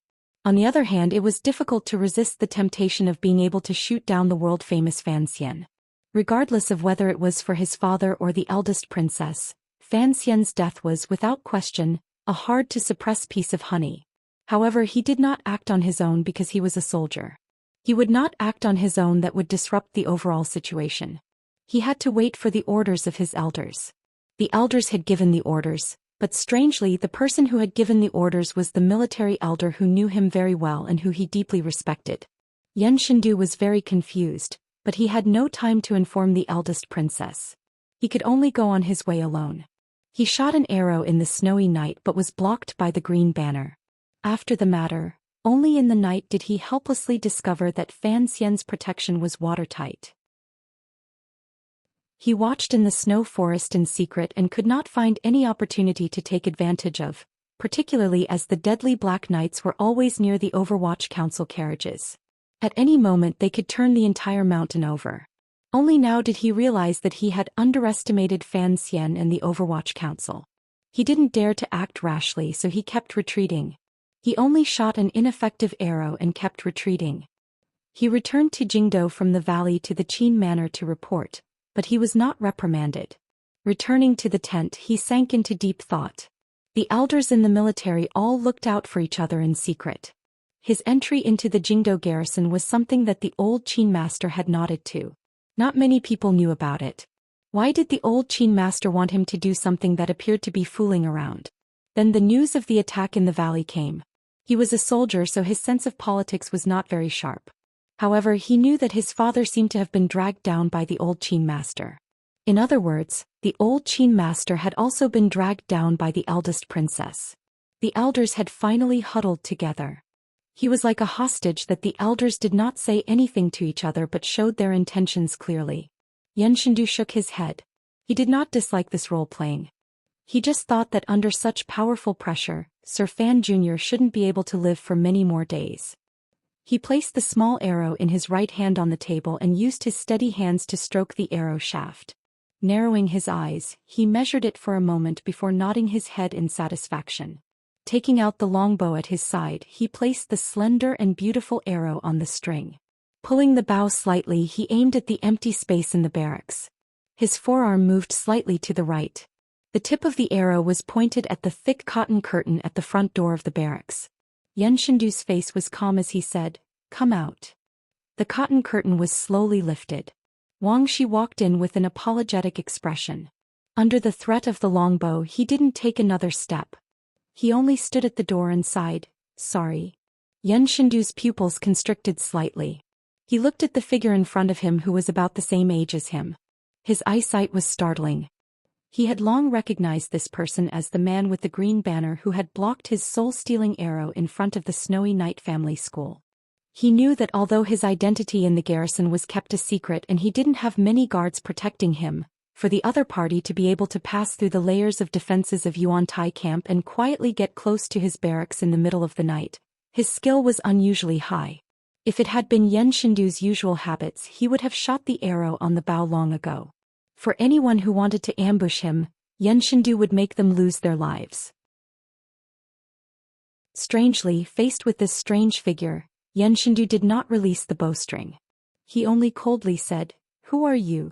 Wang Shi slowly lowered his head and said apologetically, "I am 13th Wang. I have come under orders to kill you. It is not my wish. I am truly unwilling. Yan Shindu used the tip of the arrow to aim between the man's brows. His hands were steady. The bow did not tremble at all. It was as if he would not feel a sliver of fatigue even if he pulled it for 10,000 years. The killing intent carried by the tip of the arrow was already reflected in the other party's mind. He didn't think there was anyone in the world who could escape this arrow of his. Hearing the other party admit he was here to kill him, not only did Yan Shindu not panic, on the contrary, a glimmer of coldness appeared. Fan Xian. Wang Shi bowed and helplessly said, other than him, who else in this world can force me to kill? The snow outside the barracks had long stopped. After nightfall, the sound of the wind rose again, whistling like the desperate cry of a wild beast in the mountains. It passed through the thick cotton curtains and crashed into people's eardrums. Yan Shindu looked at the person in front of him whose face was full of apology. A chill surged in his heart. Why was it that there was not a glimmer of nervousness or murderous intent on 13th Wang's face? Instead there was endless sorrow and guilt. As an assassin, what did he need to feel guilty about? Guilt to kill him? Yan Shindu's state of mind was not in a mess, but he became cold. If the other party was not pretending to be mysterious, then he certainly had the ability to kill him. It was just like hunting beasts in the mountains. Faced with a child's arrow, a thick-skinned bear would steadily rub itself against the bark of a tree. It was extremely comfortable because the bear knew that the arrow would not be able to kill it. Could this arrow of his kill 13th Wang in front of him? For the first time in his life, Yan Shindu had doubts about the arrow in his hand because the green banner had moved on that snowy night. Can we talk? Wang Shi sighed and licked his unusually dry lips. I don't have to kill you. If you are willing to come with me and no longer participate in the matters of this world, destroy your martial arts, cut off all contact with the world, and let the world think you are dead, then Fan Xian will be appeased. His goal will be achieved and I won't have to kill you. Yan Shindu didn't smile. He just felt it was very absurd. As he let go, the arrow was like a black line flying out with a whoosh. One moment it seemed to be on Yan Shindu's bowstring. In the next moment it was already in front of Wang Shi. Then Yan Shindu saw a scene that shocked him greatly. He saw Wang Shi's feet move slightly. He took 3 consecutive steps. After 3 steps he returned to where he had been standing. Where was that arrow? The arrow carrying an endless gust of wind brushed past Wang Shi's face and passed through the thick cotton curtain. With a whoosh it shot into the endless darkness.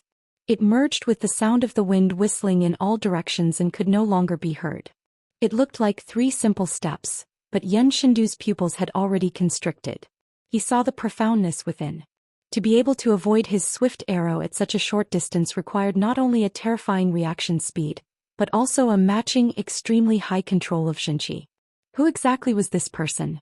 Where did such an ace come from? Why would he risk his life for Fan Xian? 3 questions surged into Yan Xiaoyi's mind. However, his hands did not slow at all.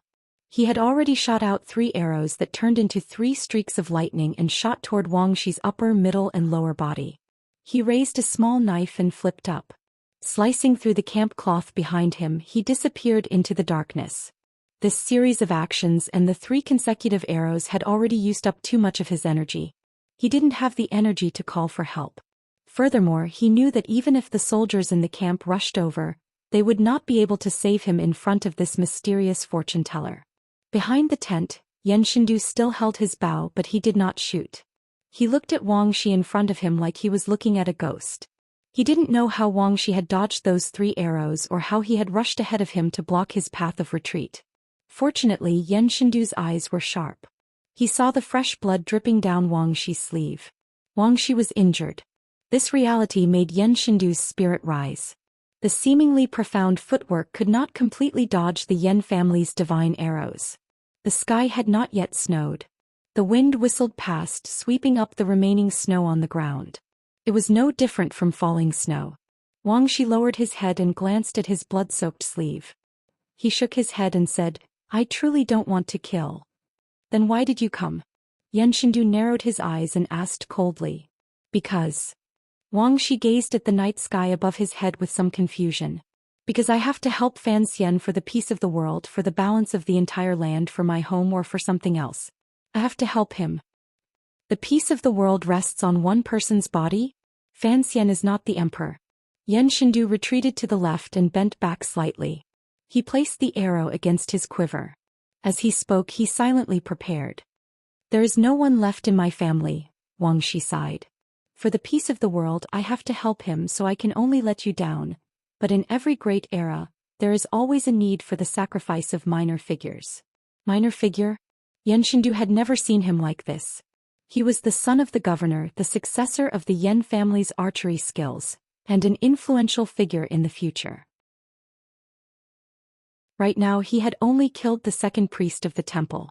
His glory had not been completely released, so how could he die? Wang Shi once again raised his head to gaze at the sky. It was as if he wanted to see through the thick clouds to the starry sky. Faintly he said, I hope I didn't help the wrong person. Raising his head to gaze at the sky, how could he let such a good opportunity slip by? Yan Shendu straightened his body, controlled the bowstring and shot out 7 arrows in a row. Then with one hand he reached for the quiver and pulled out the last arrow. Knocking it and shooting. 7 arrows were in front, but the arrow with the strongest killing intent was hidden at the end. Yan Shendu had never been as satisfied with his cultivation as he was today. To be able to shoot out such a number of 7 to 1 was already the peak of what he could achieve in his life. He was even a bit more valiant than his father had been in the past. With such a terrifying arrow attack, he believed that even if it was Fan Xian standing opposite him, Fan Xian would not be able to dodge it. However, he forgot one thing. Everyone's way of fighting was different. If Fan Xian wanted to personally kill him, he would certainly be very sinister. He would poison him again and again and stab him again and again. He would not give him any chance to shoot out an arrow. If it was Fan Xian who came to kill him, Yan Shendu would certainly not be able to keep his body intact. He would die a stupid and ugly death. 13th Wang appeared to be gentle and kind, but the way he chose to fight was completely different from his appearance. It was brave and terrifying. Yes, it was terrifying. Wang Shi directly pounced over like a large bird soaring in the dark night. He spread his wings and a strong gust of wind blew. He ignored the 7 arrows piercing his body, and his eyes shone with a keen light. His right hand reached out and he directly caught the last terrifying arrow. With a number of puffs, the arrows pierced through Wang Shi's body. However, his body was moving through the air and did not harm any vital parts. They only passed through his shoulder and lower arm. With a ripping sound, the last arrow slid out of Wang Shi's right hand like a wheel bearing heavy weight on a rough road, carrying with it an unpleasant grinding sound. A faint burning smell seemed to rise in the night sky. Wang Shi's right hand was burned by the lightning-like speed of the arrow. What kind of speed did this kind of high temperature mean? However, the arrow finally stopped just before it was about to pierce into Wang Shi's eye socket. It was only an inch. Just like this, he used a hand made of flesh and blood to hold on to this arrow. He had already swept in front of Yan Shendu like a bird. He was only a foot away. Wang Shi gave a muffled grunt and flipped his wrist, thrusting the tip of the arrow into Yan Shendu's heart. His hand moved like lightning and was unavoidable. Yan Shendu staggered and fell.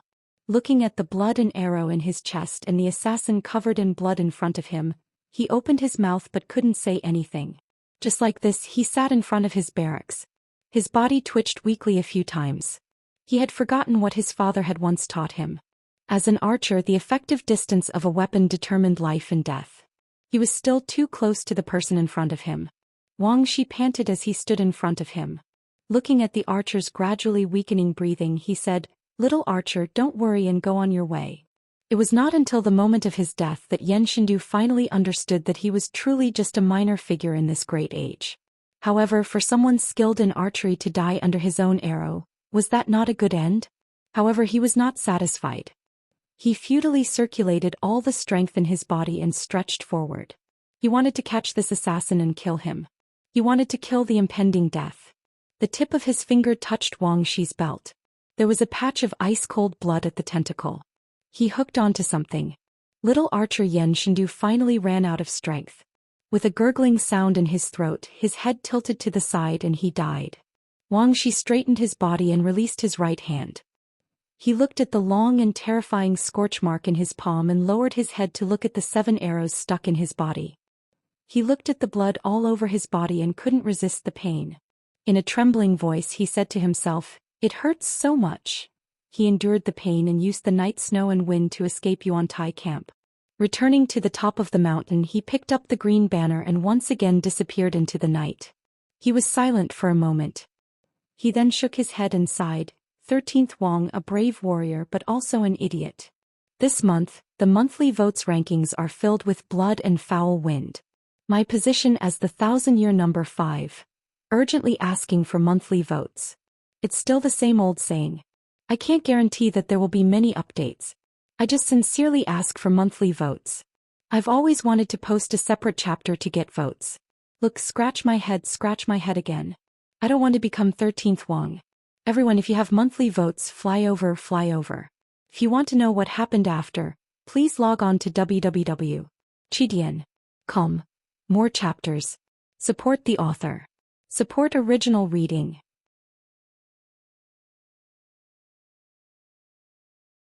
Chapter 457. The meaning of washing one's hands and making soup is very simple. The bride enters the kitchen for 3 days. Washing one's hands and making soup. A change in one's role in life. The first time holding hands, kissing, making love, killing. 13th Wang's first time. P.S.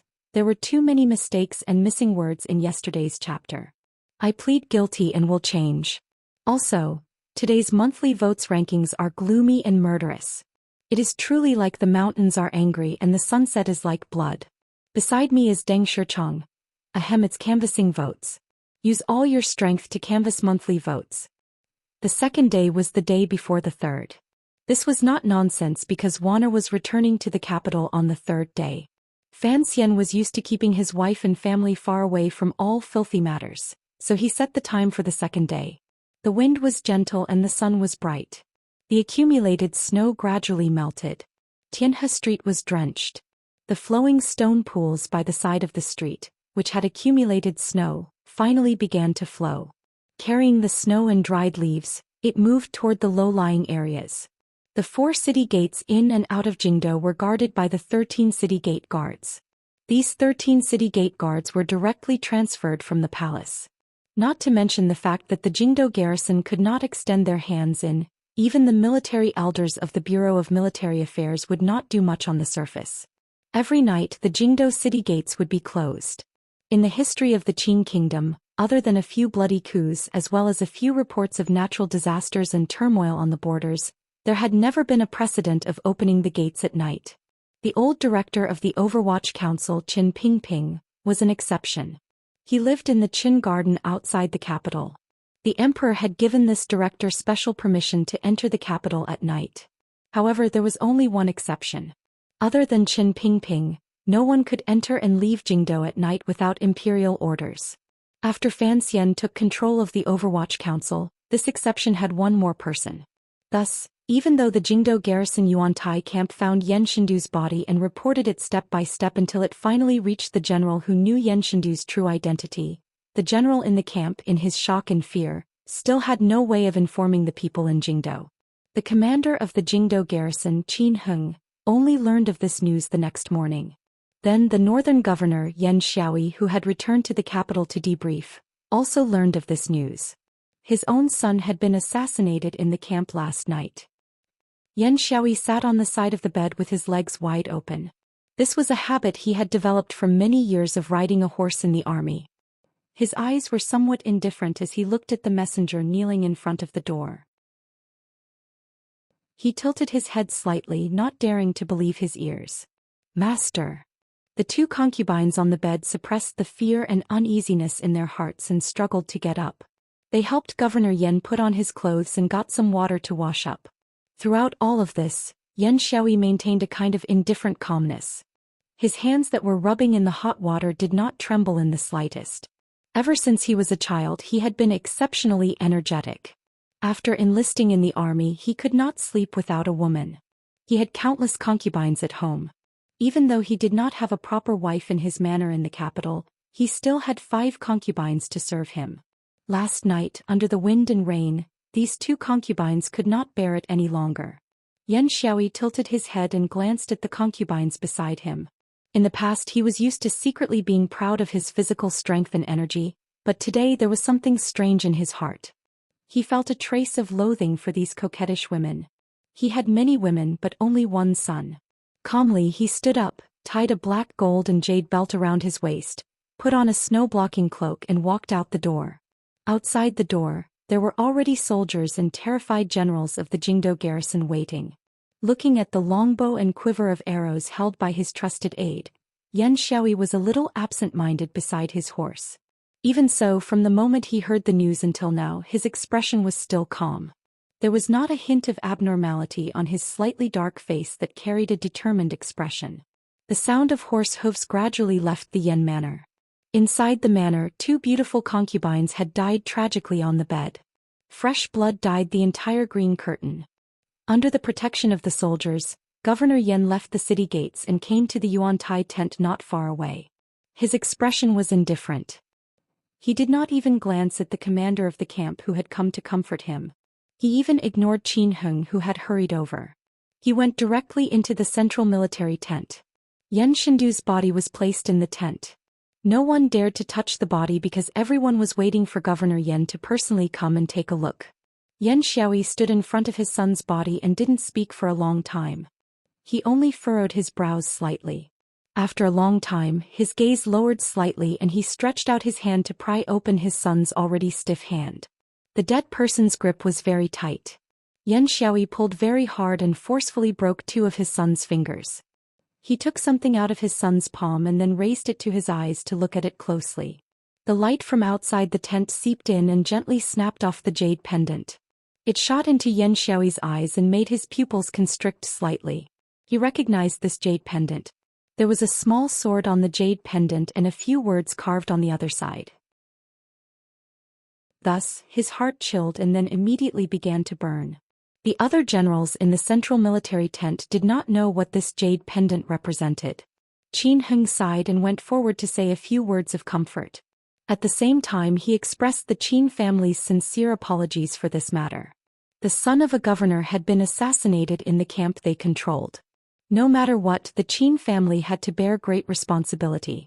Yan Xiaoyi nodded slightly and finally opened his mouth. His voice was slightly raspy as he slowly said, "Marty, there is no need to say more." Qin Heng was silent. A moment later he said, "My condolences, Governor." There was no sorrow on Yan Xiaoyi's face. He had the general of the Yuan-Tai camp take him to the tent his son had once lived in. He went in alone and stayed in the tent for a long time. Everyone was waiting for him outside, not daring to disturb him.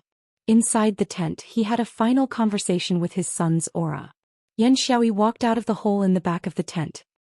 His expression was wooden as he looked at the large pools of blood on the snowy ground that had been blown away by the wind.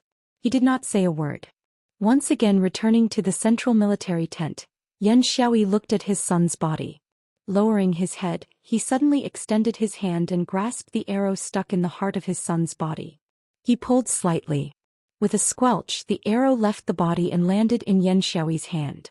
He personally inserted the arrow into the quiver on the soldier's back. He then turned and said to Qin Heng, "Burn it." The sound of horse hooves rose again. They left the Yuan-Tai camp and rode toward Jingdo. Even though his son had been assassinated as an important general of the court, Yan Xiaoyi still had to stay in Jingdo. This was the inconvenience brought about by power. The cold wind hit them in the face. The faces of the soldiers of the Northern Expedition Army were full of grief and anger. They had fought against the northern Qi people on the Qin kingdom's northern border for a number of years. They thought they had done a great service to the country. They had not thought that someone in Jingdo would dare to assassinate the son of the governor. Yan Xiaoyi's expression still did not change.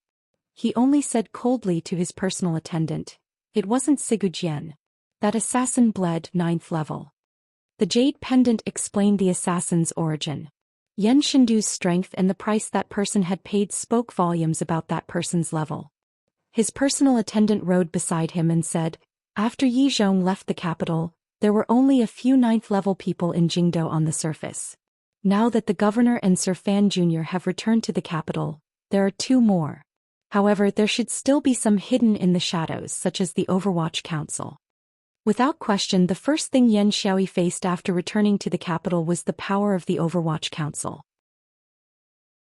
Particularly that day in front of the Bureau of Military Affairs, Fan Xian had waved the horsewhip at him. It made this hidden resistance become a conflict that was about to explode. Thus, everyone would immediately think of Yan Shendu's death to Fan Xian. It wasn't Fan Xian, Yan Xiaoyi said coldly. But it must have something to do with Fan Xian. The city gates were right in front of them. The personal attendant with the arrow glanced worriedly at the governor, thinking, if it truly had something to do with Sir Fan Jr., what would the governor do? Would he kill the emperor's illegitimate child with one arrow in Jingdo? Yan Xiaoyi narrowed his eyes slightly and didn't say anything. He only coughed and then covered his mouth. A trickle of blood seeped out from between his fingers. Last night's assassination did not spread. Not many people knew that Yan Xiaoyi's son was in the Jingdo garrison. Secondly, the time was too short. Even the Overwatch Council headquarters did not know the relevant details. The civil and military officials of the Qing court belonged to two different systems. Naturally, not many officials in court knew about this matter. It was a minor court conference. The officials at the palace gates were gathered in twos and threes, each with their own mountain. However, the relationship between the crown prince of the Eastern Palace and the second prince had eased a great deal, so the two factions of civil officials did not stand too far apart. The Minister of Revenue, Fan Jian, was saying something in a low voice to the two scholars of the Hall of Governmental Affairs. No one came close to the three of them. With the crack of a whip, the palace gates slowly opened. The commander of the imperial army, the great prince, walked out with a calm expression and bowed to the leaders at the front. Everyone quickly returned the bow. Ever since His Majesty had put the eldest prince in charge of the palace's security more than a year ago, the defense of the entire palace was indeed impregnable. The eldest prince was also a diligent person. Every time there was a court meeting, he would personally be on duty. He did not make any mistakes despite his status as a member of the royal family. Because of this, the officials who came to court all felt a glimmer of respect and fear toward the great prince. The officials filed in and went to court to discuss the gossip of the world with the Qing emperor. The palace gates immediately quieted down again. The snow on the square in front of the palace had long been swept clean, revealing the wet stones below. The snow that had been swept away formed a pile of snow about half a person's height on the other side of the square, like a low city. A carriage came from behind the long pile of snow. The carriage, the horse, and the driver were all black. The imperial soldiers guarding the palace gates and the guards inside immediately knew the identity of the person in the carriage. They couldn't help feeling curious and excited. The great prince pressed his hand on his sword and personally went forward to welcome them. He helped the young official who still had difficulty moving down from the carriage. The two of them spoke quietly all the way into the palace. The soldiers inside and outside the palace gates did not dare to breathe too loudly. They only carefully watched this scene from the corner of their eyes. It was not until the figures of the great prince and the young official disappeared into the royal palace that everyone let out a breath and excitedly began to discuss in low voices. Did you see that? Everyone says the great prince has a good relationship with him. It looks like it is not false. What's so strange about that? They are brothers. Brothers? Someone laughed coldly. Don't you remember how Commissioner Fan dealt with the second prince a year ago? Silence. Although the people of the Qing kingdom were open-minded and there were rarely cases of people being punished for their words, they were talking about the royal family without restraint in front of the Palace of Brilliance. It had to be said that these soldiers who had once followed the great prince to the west to fight the barbarians and later returned to the imperial army to stand guard, were indeed very daring. The two eunuchs looked at these imperial soldiers like they were looking at immortals. Is that the legendary Sir Fan Jr.? A guard who had clearly not been in the palace for long, said with an excited expression. It is indeed as the legends say. He is as handsome as a god. However, his complexion does not seem to be very good. Nonsense. He was assassinated a few days ago and suffered such heavy injuries. How could he have recovered? Speaking of which, it's strange. Sir Fan Jr.'s injuries healed very quickly. He can actually get off the ground and walk now. Why is he in such a rush to come to court? Don't forget, Sir Fan Jr. is the youngest 9th-level ace in the Qing kingdom. But speaking of assassination, everyone immediately fell silent. They knew that this matter was too terrifying. It was best to talk less about it. Fan Xian and the great prince walked through the palace. They didn't know what the people behind them were talking about. However, the great prince couldn't help but be curious. Why was he in such a rush to enter the palace when his injuries had not healed? Why are you in such a rush to enter the palace? Recently the palace has been a bit chaotic. In order to investigate the matter of you being assassinated, everyone is nervous. Fan Xian smiled and said, Forgot? I remember that I sent the invitation to the manor. It should have been personally received by the great princess. Tonight I'll treat at Baoyue brothel. I have the strength to treat, but I don't hurry into the palace to report. I'm afraid the emperor will spank me. You should call her great imperial concubine or sister-in-law. Why are you still calling her great princess? Forget it. The great imperial concubine sounds awkward. It always reminds me of Yiling. Sister-in-law is even less appropriate. I don't want to be scolded in front of my face by an official of Taichung Temple. My surname is Fan but yours is Li. Fan Xian's words were a bit wild. At least as an official speaking to the great prince, it appeared a bit unruly. The great prince knew what he was thinking and smiled helplessly. Suddenly he said solemnly, Do you know about that matter? What matter? Fan Xian furrowed his brows slightly. Yan Xiaoyi's son was assassinated last night. The great prince stared into Fan Xian's eyes as if trying to determine from them whether or not this assassination had anything to do with him. Fan Xian raised his brows and couldn't be bothered to pretend to be surprised. If he's dead then he's dead. In any case he's not one of my people. Stop guessing. This matter has nothing to do with me. The great prince looked at him and shook his head. Regardless of whether or not it has anything to do with you, this matter will probably be remembered on your head. So be it, Fan Xian smiled warmly. I have many enemies in this life. I don't care if there's one or two more. That person is Yan Xiaoyi, the great prince reminded him in a serious tone. Fan Xian didn't reply. He only thought to himself that the great prince beside him indeed had some power in the military. At this moment the city gates had probably just opened, yet he already knew the story of what had happened in Yuantai camp. The great prince saw that he was ignoring him and furrowed his brows. I'm afraid this matter will not be resolved so easily. Think about it, an assassin managed to sneak into the camp of the garrison near Jingdo. Once the matter is exposed no one can think about having good days. This matter was done too impudently. Fan Xian heard the hidden meaning in his words and couldn't resist smiling coldly. Yuantai camp? A few days ago, someone dared to move the military's city-guarding crossbows to kill an imperial envoy in the valley. Just who is more impudent? The great prince saw that he was angry and knew that he had lost a number of subordinates in the attack in the valley. He could only change the topic and ask, When is Chin girl coming back? Grandmother and my mother have missed her for who knows how long. I'm afraid they won't be willing to let her go to Jiangnan next year. Fan Xian said, She'll be back tomorrow. Oh right, I've also brought back the princess of the Hu tribe. Additionally, I've bought a house in Yangtsong Alley. The place is remote and quiet. It's perfect to hide a mistress.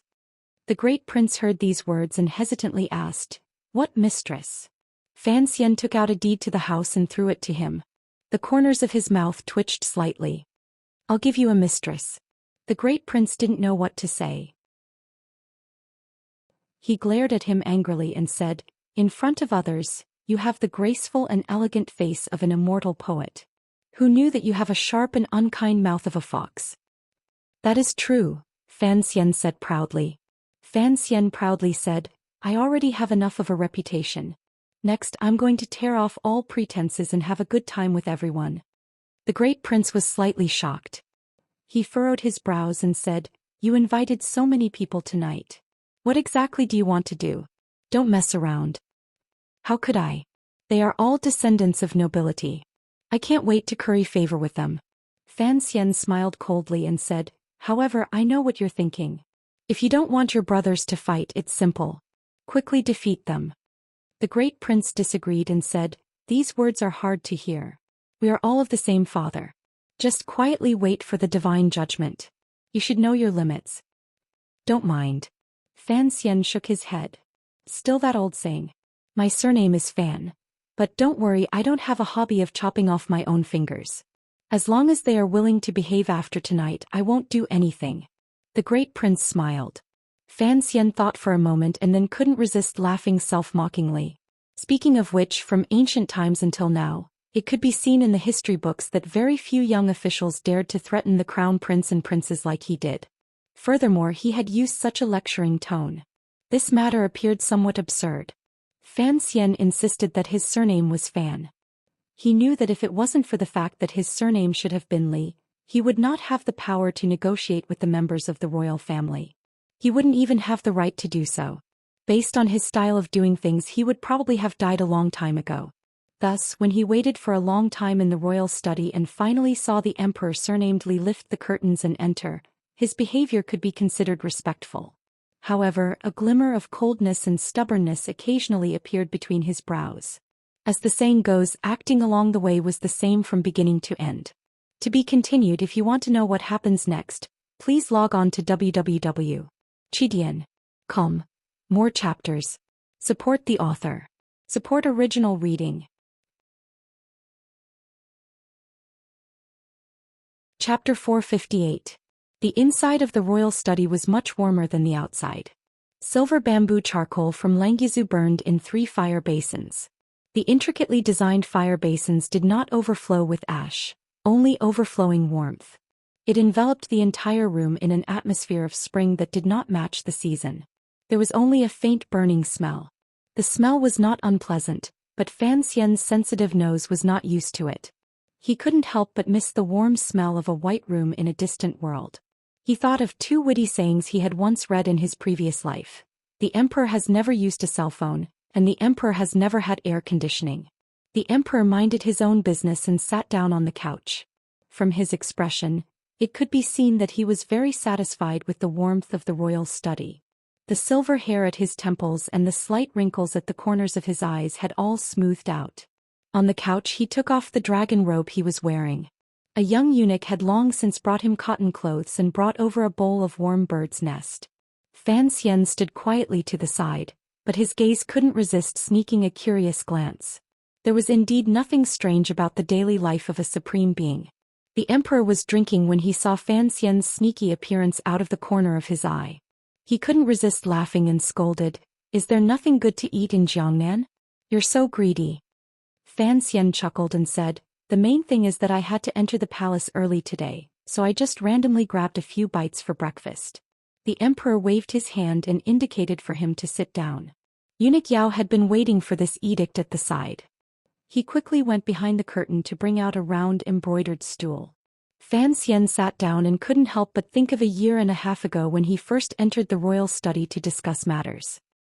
He was also curious as to why the emperor had not continued the meeting in the royal study after the court conference had ended. Instead, he had summoned him alone.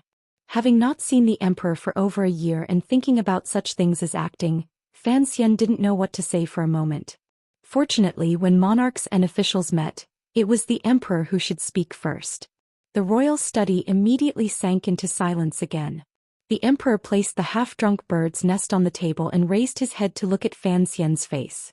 Looking at that delicate and warm face, for some reason his heart, which had been cold for 20 years, moved. He couldn't resist slowly shaking his head, wanting to remove that glimmer of emotion from the emperor's head. "How are your injuries?" the emperor asked as indifferently as possible. Fan Xian bowed slightly and replied respectfully, "Thank you for your concern, Your Majesty. I am fine." He knew that the emperor already knew of the news of Yan Xiaoyi's son's unnatural death, but since the emperor did not mention it and did not connect this matter to him, he was happy to pretend to be mute and was too lazy to make any more excuses. "Your Majesty?" The emperor repeated this in his heart, sighed and smiled. "There is no need to be so reserved. If there is anything you want to say, say it. Before the new year I banished you to Jiangnan because Zhen wanted to sharpen you and promote you, but it was too hard on you." It was not easy for the emperor to say such gentle words. Fan Xian's heart moved slightly, but he did not soften. Evenly he said, "To be honest, Your Majesty, this trip to Jiangnan, I am very willing." He continued with a smile, "The scenery in Jiangnan is beautiful. I've always wanted to go there." He didn't refer to himself as his subject but as I. Every time the conversation between the two of them developed in such a way. First it went from ruler and subject, then to old and young, and finally to father and son. They never said it out loud, but both of them were well aware of it. It was warm, sour, and shameless. The emperor smiled. A moment later he quietly said, "You have done very well in Jiangnan. I am very gratified." Naturally, he was talking about the matter of the palace treasury, the Jiaozhou matter, and the Jiangnan Road matter. Fan Xian had demonstrated the demeanor and boldness that a young official should have in all of these matters. For this court, for this emperor, he had reaped many benefits from the people and the military. Presently, Fan Xian was a knife in the emperor's hand. He had basically offended all of the powerful classes in court. The emperor also understood this. Thinking of the attack in the valley, he couldn't help but feel a faint sense of pity for Fan Xian, only, not much. After talking briefly about the matters in Jiangnan, the report on political affairs came to an end. After all, the main purpose of returning to court to report on his work was still in court. In a few days, Fan Xian would wear official robes and go to court with a special edict to receive the praise or criticism of all the civil and military officials in the court. Today in the royal study, it was nothing more than a heart-to-heart talk between an emperor and a close official. Particularly regarding the Jiangnan and Jiaozhou matters, they had long been passed on to the emperor through endless secret memorials. The discussion today was elsewhere. The other place was Danzhou. The emperor seemed to be particularly interested in Fan Xian's trip to Danzhou to visit his relatives and asked in detail. Although Fan Xian felt it was strange, he patiently explained everything. He didn't even leave out the matter of Dong'er, who knew how many spies the emperor had by his side. The emperor also asked about how the wet nurse in Danzhou was doing. Fan Xian answered each of them and described the present scene of Danzhou, the white seagulls and the precipitous cliff beside the city. Then Fan Xian fell silent because he discovered with some surprise that the emperor seemed to be lost in thought. The emperor's eyelids were slightly lowered. The wrinkles at the corners of his eyes showed the unique charm of a middle-aged man. He didn't look at Fan Xian and didn't speak. He only calmly followed Fan Xian's narration as he recalled everything in Danzhou. Suddenly he realized that the storytelling voice had stopped. The emperor raised his head in a daze and found Fan Xian was looking at him with concern. He couldn't help but smile and say, "It's nothing. I was just thinking that after returning from the last Western expedition, I haven't left Jingdou again. I can't help but miss the scenery of Danzhou." During the last Western expedition there had been changes in Jingdou. Taiping Courtyard had been massacred. Fan Xian was carried by Wu Zhu and sat in the carriage with the black cloth to Danzhou. Fan Xian's expression did not change. He only hesitantly asked, "Your Majesty, have you also been to Danzhou?" "Of course I have." The corners of the emperor's lips twitched slightly and he smiled slightly. "When I went to Danzhou you hadn't been born yet. It was there that I met your mother." Ruler and official were both silent at the same time. They both felt that these words were a bit idiotic. The father had just met the mother. Of course the son hadn't been born yet. A moment later Fan Xian said with a glimmer of confusion, "So it was in Danzhou. Didn't Director Qin and Minister Fan tell you?" The emperor said with a not quite there smile. "I thought you would know something about what happened back then." Fan Xian knew that if he opened his mouth and asked, the emperor in front of him, who was already immersed in beautiful memories, would certainly satisfy his curiosity. For some reason Fan Xian didn't want to ask. It was like what kind of beautiful scenery was hidden behind that layer of gauze, and in the mountains, there were monsters, big monsters. He only smiled calmly and said, "The elders didn't have the time to talk to me about these things. However, when I was young I knew that the court had a special edict for Danzhou. In the beginning it was to exempt taxes for 3 years. This time when I returned I found that it has always been exempt. The people of Danzhou live well and are endlessly grateful to your Majesty. I am the ruler of the world. It is right for me to love my people. What need is there for gratitude?" The emperor smiled and looked at Fan Xian. He sighed and said, "Exempting Danzhou from taxes for 20 years is, first, because of my mother. Second, it is to thank the harbor back then." Fan Xian found it difficult to respond to these words. Did he have to accompany the emperor in talking about his first love? Furthermore, that first love was his own mother. Coincidentally, his stomach growled. His eyes turned and he said, "Your Majesty, I'm truly hungry. Grant me a bowl of bird's nest." The emperor immediately laughed loudly. Pointing at Fan Xian's nose, he couldn't say anything for a moment. Ever since the Qing emperor had ascended to the throne, he had established himself in a region. His eyes looked down on the world. There was no one in the court who did not feel fear and respect for life. For over a dozen years, No official had dared to complain about being hungry and begging for food when the ruler and official were talking. Even when the crown prince and great prince were young and carried by the ladies in the palace, they did not dare to speak so rudely. After a long time the emperor finally stopped laughing. His eyes were full of tender love. He scolded, "This shamelessness is nothing like your mother, ahem." The emperor forcefully swallowed his words. Out of the corner of his eyes, he glanced at the half-bowl of bird's nest on the table. Casually pointing, he said, "It's still warm. Eat it quickly." Fan Xian was startled. He eagerly stepped forward to receive the sparkling white porcelain bowl. Without any reservations he finished eating in a few mouthfuls. His face did not purposely reveal tears of gratitude or an expression of His Majesty's boundless grace, but he still ate very smoothly. This scene fell into the emperor's eyes. The emperor was very satisfied. He thought to himself that Enji was indeed not a fake person. However, the emperor did not know that Fan Xian was cursing in his heart. He was not cursing the emperor for being petty. Rather, he hated that the bird's nest porridge had been eaten by Enji. Eunuch Yao, who was standing quietly to the side, was shocked when he saw this scene. He had been in the palace for many years, but he had not seen such a harmonious situation between ruler and official many times. The last time seemed to have been when Shu the scholar had returned from northern Qi. In order to show his favor and not take it to heart, the emperor had granted him half a piece of dried meat. Last time Shu the scholar had been moved beyond words because of that piece of dried meat.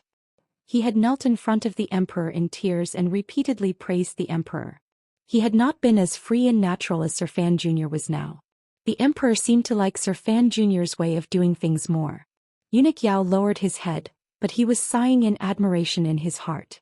This kind of ruler and official, this kind of father and son was rarely seen in the palace. Just as he was thinking this, he was roused by the emperor's words. He quickly took the bowl of porridge and retreated. He walked along the eaves of the palace, but he still thought of the scene earlier with deep fear and admiration. There was only the emperor and Fan Xian left in the royal study. A moment later, the emperor suddenly opened his mouth and said, "You are now a person of status. You can't mess around like you did in the Imperial College. Danzhou, to kick the son of an official's family until he can't get out of bed for half a year for the sake of a family servant girl is a loss of face." Hearing these words, Fan Xian straightened his neck. In a calm but stubborn tone he said, "The emperor is right. However, if there is a next time I will still kick him." Fine, fine. The emperor smiled. "If you want to kick him, kick him.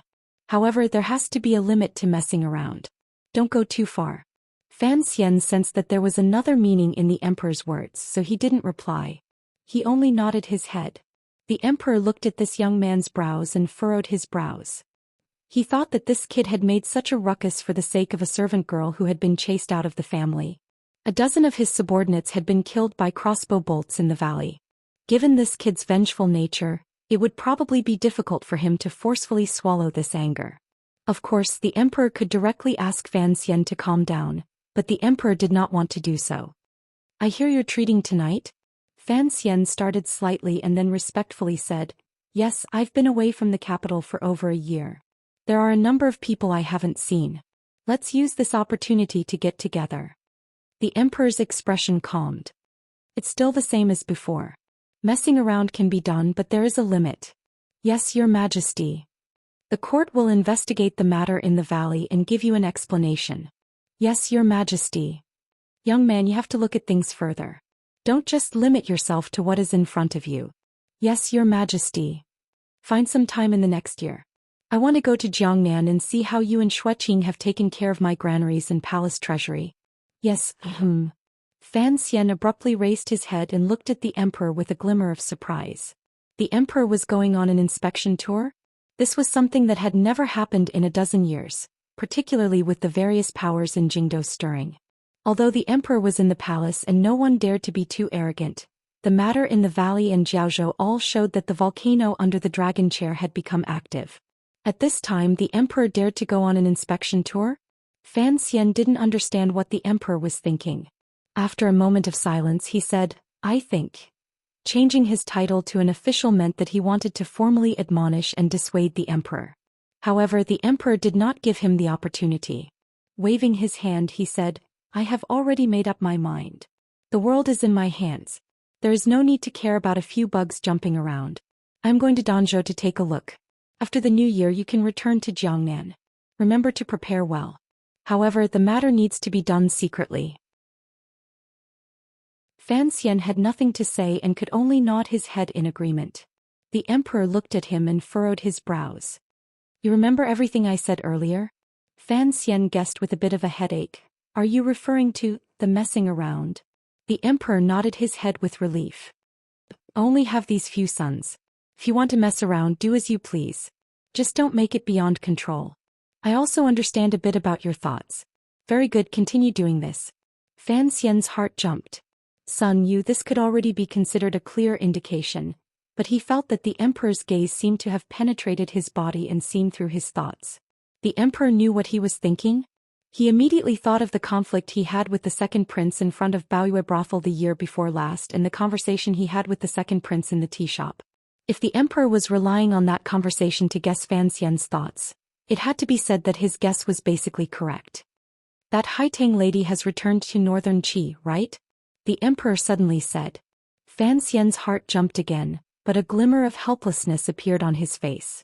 Nodding his head he said, Lang Tiao brought people to bring her back. The emperor closed his eyes slightly and said, At first I didn't like it. After all, it hasn't even been 2 days since Chen promised herself to you. However, later on I felt that this matter was not necessarily without any benefits. Tianidao has deep connections with the various worship temples. If you have the ability to control Tianidao in your hands for the court, it is a great service comparable to military merit. Without waiting for Fan Xian to speak, the emperor continued lightly. After Ku He's death, it should be Haitang who succeeds. You have to think clearly about the connection. Fan Xian lowered his head and was silent. The emperor said, There is no harm in being closer to the women of northern Qi, but it is best to maintain some distance from northern Qi. I don't doubt you. However, the Qing court's ambitions are for the world. Your various actions this year will always make some people in the military suspicious.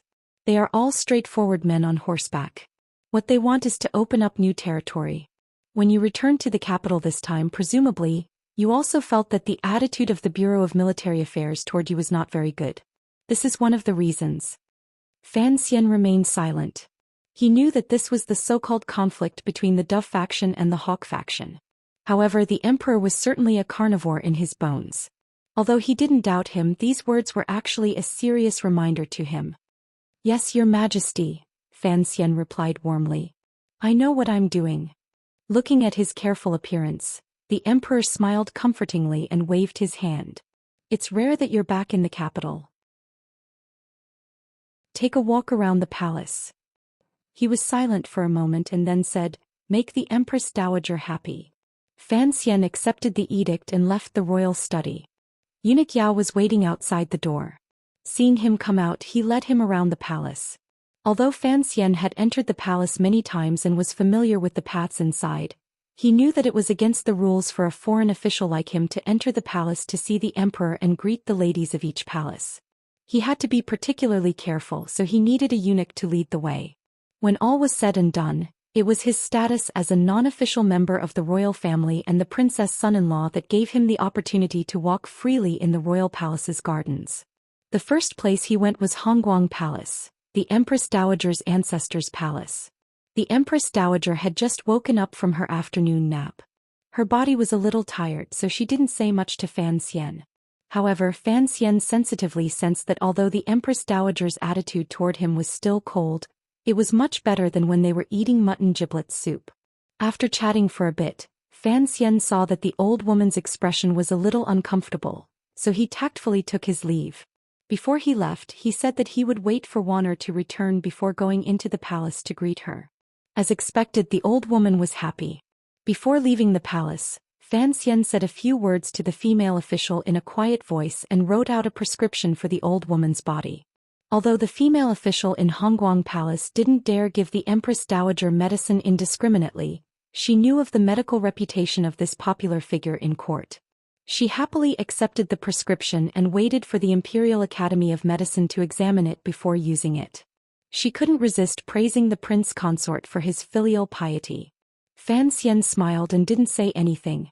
He left Hongguang Palace and followed the wide royal palace paths west. When he passed Guangxin Palace, he couldn't resist taking a few more glances. To the side, eunuch Yao carefully asked, "Sir Fan, it's Guangxin Palace." Fan Xian was startled and jokingly scolded, "Of course I know. What are you thinking, you old man?" Eunuch Yao chuckled. "No matter what, she is your mother-in-law. If we don't go see her and it gets to the Empress Dowager's ears, I'm afraid she won't be happy." Fan Xian was startled. He stopped not far from Guangxin Palace. To be continued. If you want to know what happens next, please log on to www.chidian.com. More chapters. Support the author. Support original reading.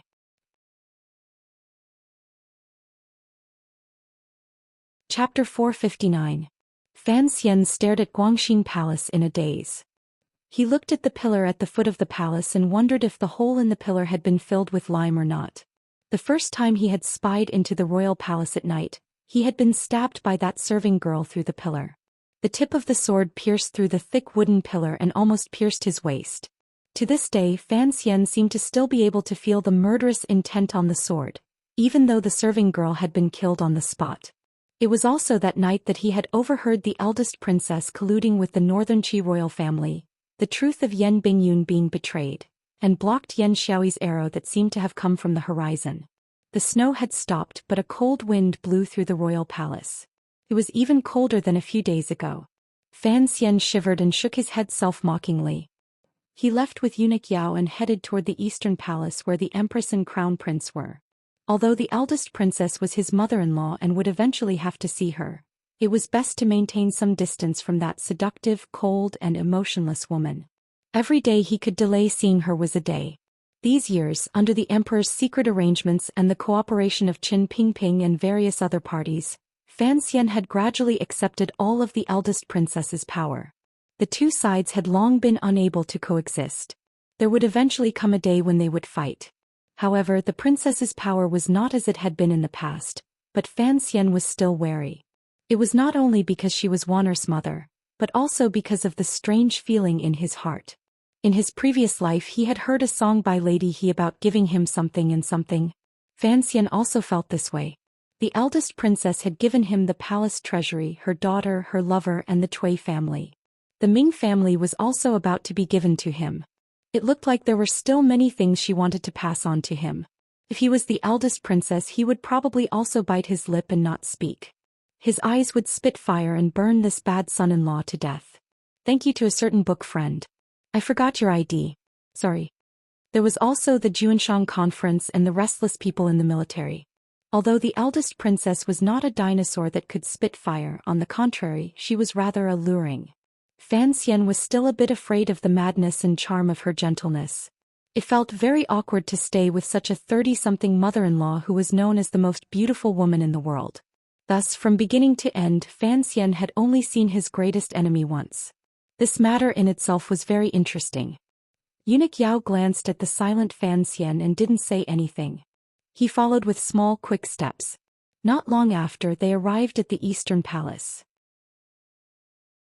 Coincidentally, the Empress was in Guangxin Palace chatting with the eldest princess.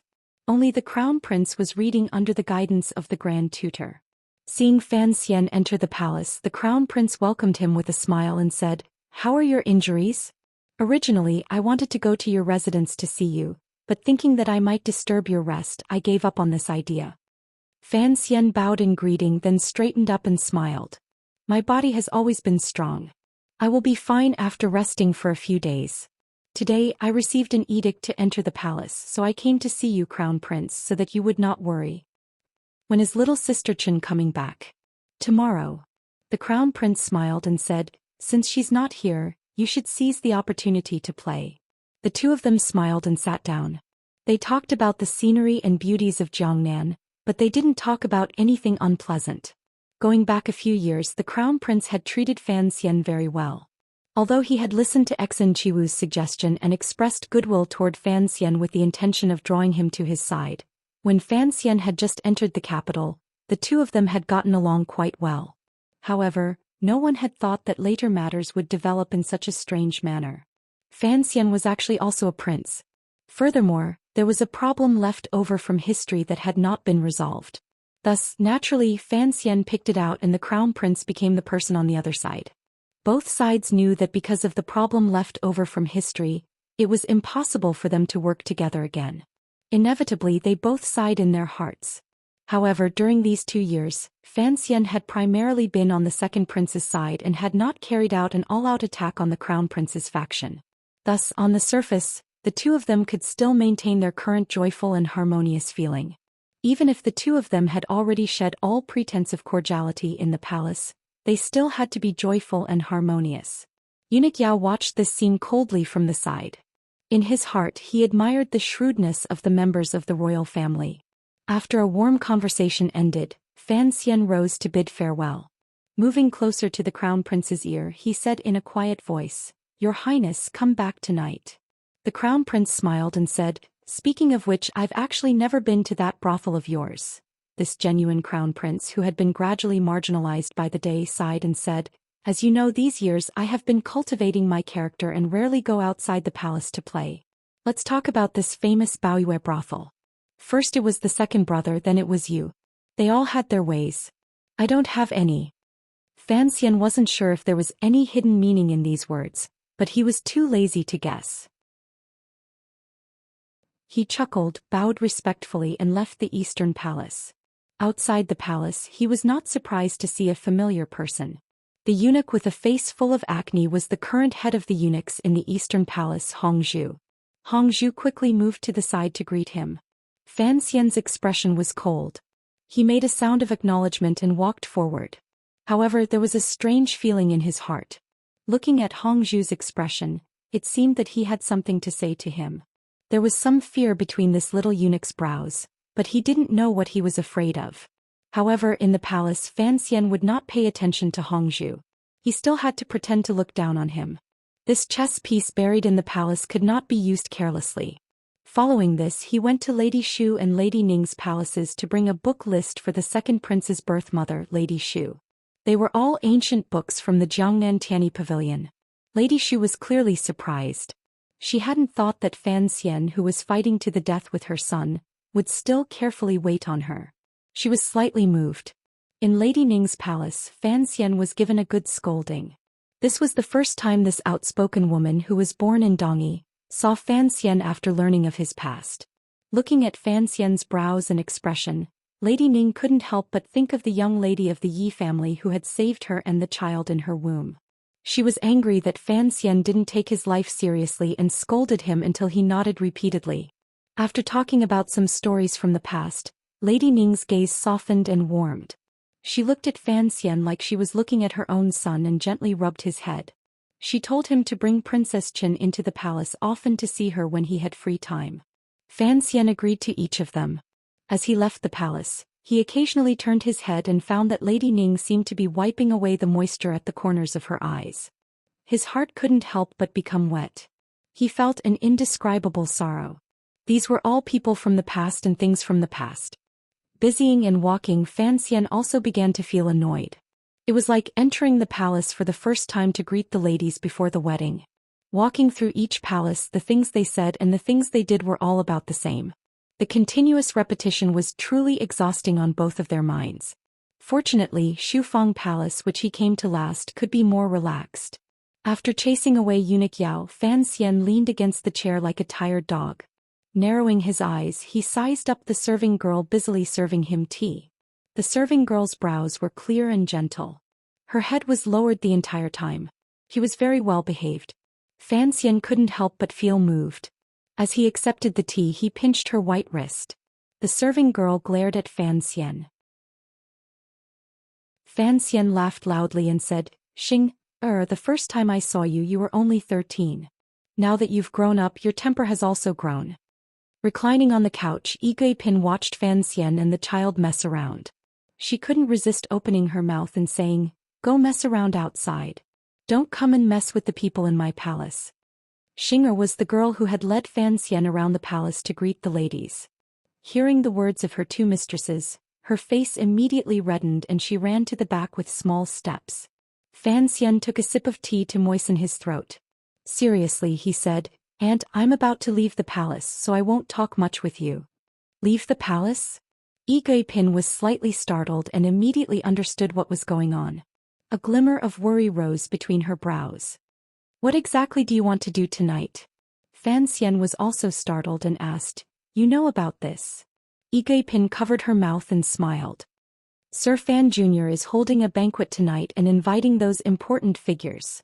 This matter has long spread. It is the most sensational news in the capital. Although I live in the palace, how could I not know? Fan Xian forced a smile and said, It's only been one day, how could there be such a big ruckus? It's just that I haven't been back to the capital for over a year, so it's hard not to invite him. Pin said seriously, Although there are some things I want to say to you and at least thank you on behalf of the child for this year of discipline, I know your business at night is more important. You should go first. She paused and then said, Have you invited Hongqing? Fan Xian shook his head and smiled slightly. I'll take one to King Jing's manor some other day. Pin nodded. Fan Xian smiled again and said, I can't leave yet. I've come specifically to pick up the third prince. At this time Master Lu is still teaching him. How can I leave? Pin paused and said worriedly, Pinger is also going? Brothers, get together. With me here, what are you worried about? Fan Xian smiled warmly with unspeakable confidence. It was close to the end of the year and the heavy snow suddenly stopped. No one knew when it would start again. Jingdo was cold, but red lanterns hung high in the buildings by the street. Red candles burned brightly and warm light scattered everywhere. It was as if the valuable bamboo charcoal was free. 3 layers of thick leather curtains hung on the main door of Baoyue brothel. Occasionally a servant would pass by and lift the curtains. Hot air would rush out from inside the building. For a moment the air on this street seemed a bit warmer than other places. There were no pedestrians passing by on the street. The Jingdo government bailiffs and soldiers of the Jingdo garrison stationed there rubbed their frozen hands and looked at the shining building. They didn't say anything, but they were cursing in their hearts. They had to stand guard outside while the nobles in the building could bathe in the spring wind.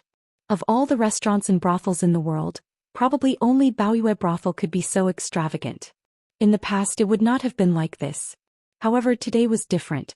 Baoyue brothel did not open for business today. Half of the street had been sealed off by the people of the Jingdo government and the Jingdo garrison. This was an order that Baoyue brothel had reported to the government ahead of time. Without any delay, it had been specially approved. The people of the Jingdo government did not have the right to attend this gathering, but he still had to put in effort to set up all the defenses. It was not only him. The other officials in Jingdo also thought the same. Regardless of which faction they belonged to, they all had to serve Baoyue brothel today.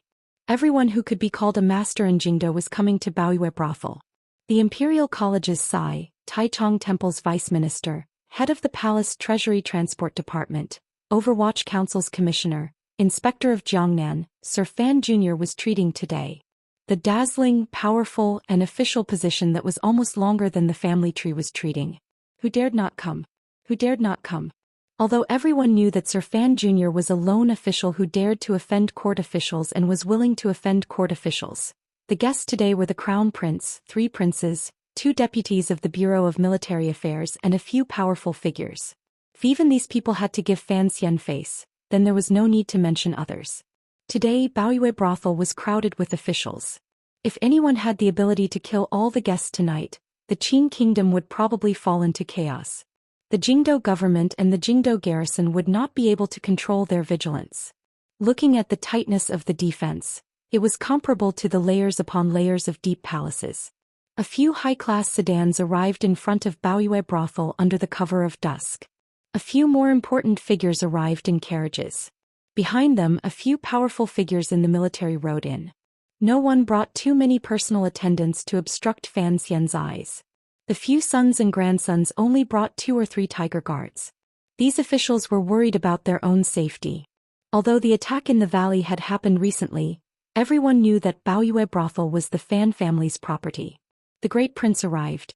The left and right deputies of the Bureau of Military Affairs arrived. Xan Chiwu arrived. Ren Shaoan arrived. Baoyue brothel was in full operation today. The girls helped these important figures to a side room to rest while they waited for the banquet to begin. Fan Xian chatted idly with them for a bit and told some naughty jokes. He then led the child beside him to the door because he had heard the news of the crown prince's arrival. Seeing the child obediently allow Fan Xian to lead him, the hearts of the two deputies of the Bureau of Military Affairs and the other officials at the banquet shook. The scene in front of them was enough to make these important figures think of many things. In ancient times, there were those who held the emperor hostage to order the marquises. Now there was Sir Fan Jr. holding the child's hand. Who knew if the future Qing kingdom and the future world would be these two people? Fan Xian was holding the third prince's hand. The third prince shivered and turned his head to gaze at his teacher, who was 2 heads taller than him. A glimmer of worship flashed through his eyes. Shortly after he asked for guidance. "Sir, your injury has not healed yet. Why did you come out to welcome us?" Fan Xian shook his head and gently explained, "The person who has come is the crown prince, the heir to the country. His identity is different. Furthermore, he is your elder brother. Regardless of whether you are an official or a brother, you should show some respect." A small sedan arrived in front of Baoyue brothel under the protection of a dozen guards. Fan Xian's eyes were sharp. He saw a few tiger guards with long knives on their backs waiting coldly. Baoyue brothel was holding a banquet today. In order to prevent the people's discussions from flourishing and making the court feel awkward, all of the guests had removed their usual ceremonial guards. Even the crown prince who had just arrived could be considered to have a light carriage. Fortunately, this was the case. Otherwise, this street would probably be blocked to death by the pomp of these important figures. The curtain of the sedan lifted. The crown prince, dressed in light yellow clothing, came down from the sedan with a face full of smiles. Raising his eyes, he saw Fan Xian and the third prince welcoming him outside the building. The crown prince was in a good mood. Although this was due, given Fan Xian's present power, this kind of respect was exactly what the crown prince needed. Fan Xian and the third prince rushed to bow. The crown prince hurriedly helped him up.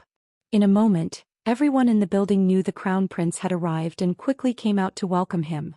Only the great prince seemed to have been so happy from drinking that he forgot to come out. The crown prince knew that his brother came from the ranks and had always been like this, so he didn't pay it much attention. A group of people surrounded the front of the building and were just about to go in to chat when another carriage slowly came over. The crown prince turned his head curiously and wondered who was putting on more airs than him to arrive later than him. Everyone also looked over and saw a thin, middle-aged official come down from the carriage. This official was not wearing clothing that indicated his rank, but everyone immediately recognized him. They couldn't help feeling surprised and shocked that this official would also come. The person who had come was none other than the governor of Jiangnan Road, Xueqing. Of the 7 roads under heaven, Xueqing controlled one. As a super-level official, he also controlled the wealthiest road in the world. Most importantly, he was the emperor's trusted aide and had once been the teacher of various princes in the library. Compared to the officials in court, his status was even more respected. Xueqing looked at everyone and smiled slightly. He first bowed to the crown prince. The crown prince repeatedly said he didn't dare. With him in the lead, everyone hurriedly bowed to Xueqing. Fan Xian smiled and said, "Sir Xue has returned to the capital to report on his work. I was rude.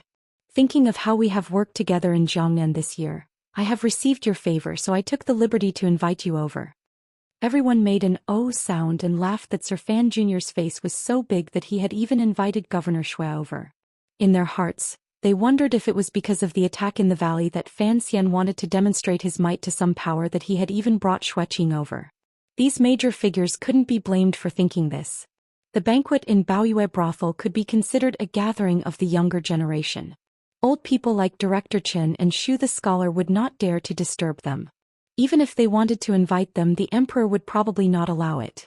Furthermore, everyone was thinking why Fan Xian had invited so many people from different powers to gather in Baoyue brothel. It's just to eat, drink and chat. Everyone has been busy with official business this year. It's nearing the end of the year, so you have to take a break. Fan Xian stood in front of Baoyue brothel's door and smiled as he explained.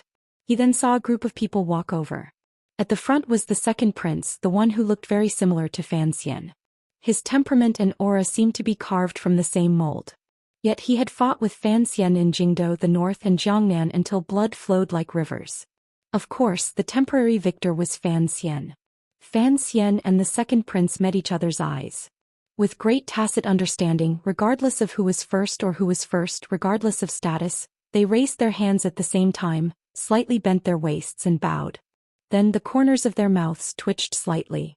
At the same time, a slightly bashful smile rose to their faces. The two of them sighed in their hearts. This smile had been missing for a long time. It's not about getting votes. Of course, those who have votes still have to vote for me. I've been a little busy lately and I've had some minor emotional issues. I'll definitely report to everyone after the dust settles in a few days.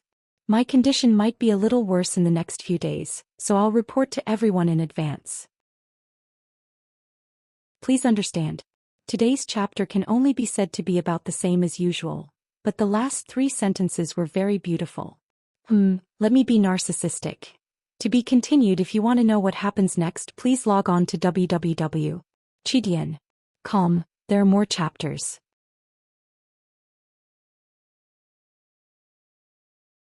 Chapter 460. On the east side of the 3rd floor of Baoyue Brothel was a large flower hall. Half of the building was empty and one could just see the hall on the 1st floor below. The wide Hu People's blanket suffused a fishy red color downstairs and had a different flavor. There were honored guests in the building, so this half of the flower hall had been emptied. When he entered the flower hall, the second prince's eyes unconsciously glanced toward the door and saw 2 words written in gold paint. He couldn't help but be curious as to what they meant. Hongmen. As the host, Fan Xian smiled calmly as he welcomed everyone into the hall. The flower hall was separated by screens and hanging velvet curtains. Steam rose. As soon as the important figures entered the flower hall, they had their cloaks taken off by the girls beside them, leaving them wearing only unlined clothing. It was enough. There were all kinds of exquisite tea and pastries placed on the table. The plates used were also good things from Jiangnan. The wine was held in the highest quality glass cups. The wine was the most expensive liquor in the world, Wuliangye. The girls serving beside him were all outstanding beauties, gentle and silent. Naturally, the crown prince sat in the most honored position. He gazed at Fan Xian and laughingly scolded, "Only you can enjoy such good things. Look at the things here. They all come from the 3 large workshops. The palace still hopes to exchange them for silver. Who would dare to spend as freely as you do?" The Qing people were simple and honest. Even the royal officials were a bit more cautious. They were not at all as extravagant as the northern Qi court. The banquet Fan Xian had set up today was indeed a bit out of bounds. Everyone knew that the palace treasury was under Fan Xian's control. It would not be a problem for him to transfer some expenses. However, they didn't know if the crown prince was secretly stabbing them in the back when he said this with a chuckle. Fan Xian's expression did not change. He smiled and said, "If I can enjoy it, I should make the most of it." Naturally, Xueqing sat at the first table to the left. He had come by imperial edict to watch the show, so he did not mind much. Additionally, he had been in Jiangnan for a long time and seemed to be used to this kind of enjoyment. Seeing the admiration of these major figures in the capital, he couldn't help the corners of his mouth twitching slightly and smiling. He thought to himself that it was not easy to live in Jingdou. Unfortunately, the enjoyment was far inferior to that of Jiangnan. The banquet began. The girls were quiet and speechless. They began to place food and pour wine for the guests at each table. Although they had undergone special training these 2 days, when they abruptly opened their eyes and saw so many important figures in the Qing court, the girls still couldn't help but feel nervous. Their rosy lips pressed tightly together. The princes and officials in this hall had all rolled around in the brothels before, but to suddenly have so many people gathered in one hall, it was really a bit confusing. In fact, there weren't many guests, only about a dozen or so. Each of them had a girl sitting beside them and behind them sat a close attendant. Even so, the reception hall was somewhat full. The person serving Fan Xian was none other than the shopkeeper of Baoyue Brothel, Sang Wen. For an occasion like this, it was inappropriate to start drinking and talking at the beginning. Drinking orders were repeated, breasts and buttocks were touched, particularly with Xueqing and the 2 deputies of the Bureau of Military Affairs present. The young noblemen were still a bit proud of their status. For a moment the hall was quiet and heavy. They only talked about some idle jokes in court, such as Scholar Shu collapsing drunk on the snowy street again yesterday. In any case, Xu Wu's personality was relaxed and didn't mind how the younger generation made fun of him. No one dared to use these princes and Fan Xian as a joke, particularly Fan Xian. Everyone was still guessing what the true purpose of this meal was. Amidst the awkwardness, Xueqing minded his own business and drank his wine. He grabbed the girl's small hand beside him and played with it. This man immediately shed the air of an official and gained the feeling of a middle-aged prodigal son. It looked like the scholars of the Library of Books had fought many battles with the skeletons of the Red Chamber. The second prince took a shallow sip and looked at Fan Xian across from him. He smiled slightly and said, "Anji, I haven't come to Baoyue brothel in a year. I find that the girls here are much prettier than before." The atmosphere immediately relaxed. Between Fan Xian and the second prince, there had to be someone who would speak first. "Nonsense," Fan Xian laughingly scolded. "Given the lineup today, it is impossible for this Baoyue brothel to serve you well. I won't hide it from everyone. The 13 girls in this brothel are not just from my brothel. As long as it is the most famous girl in the capital, I have invited them all. Regardless of whether it is the pleasure boats on Lujing River or the musical house, if you can find another popular girl after you leave this brothel tonight, then I will lose." Everyone was startled and thought that this was quite a big move. It was not a matter of spending money. Rather, in one short day he had made all of the brothel in Jingdo obediently offer up their most famous girls. Fan Xian's power had indeed reached a hair-raising level. Everyone turned their heads to look and saw the girls beside them had their heads lowered shyly.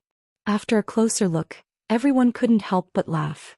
They recognized that one was someone on Lujing River and the other was a girl from the musical house.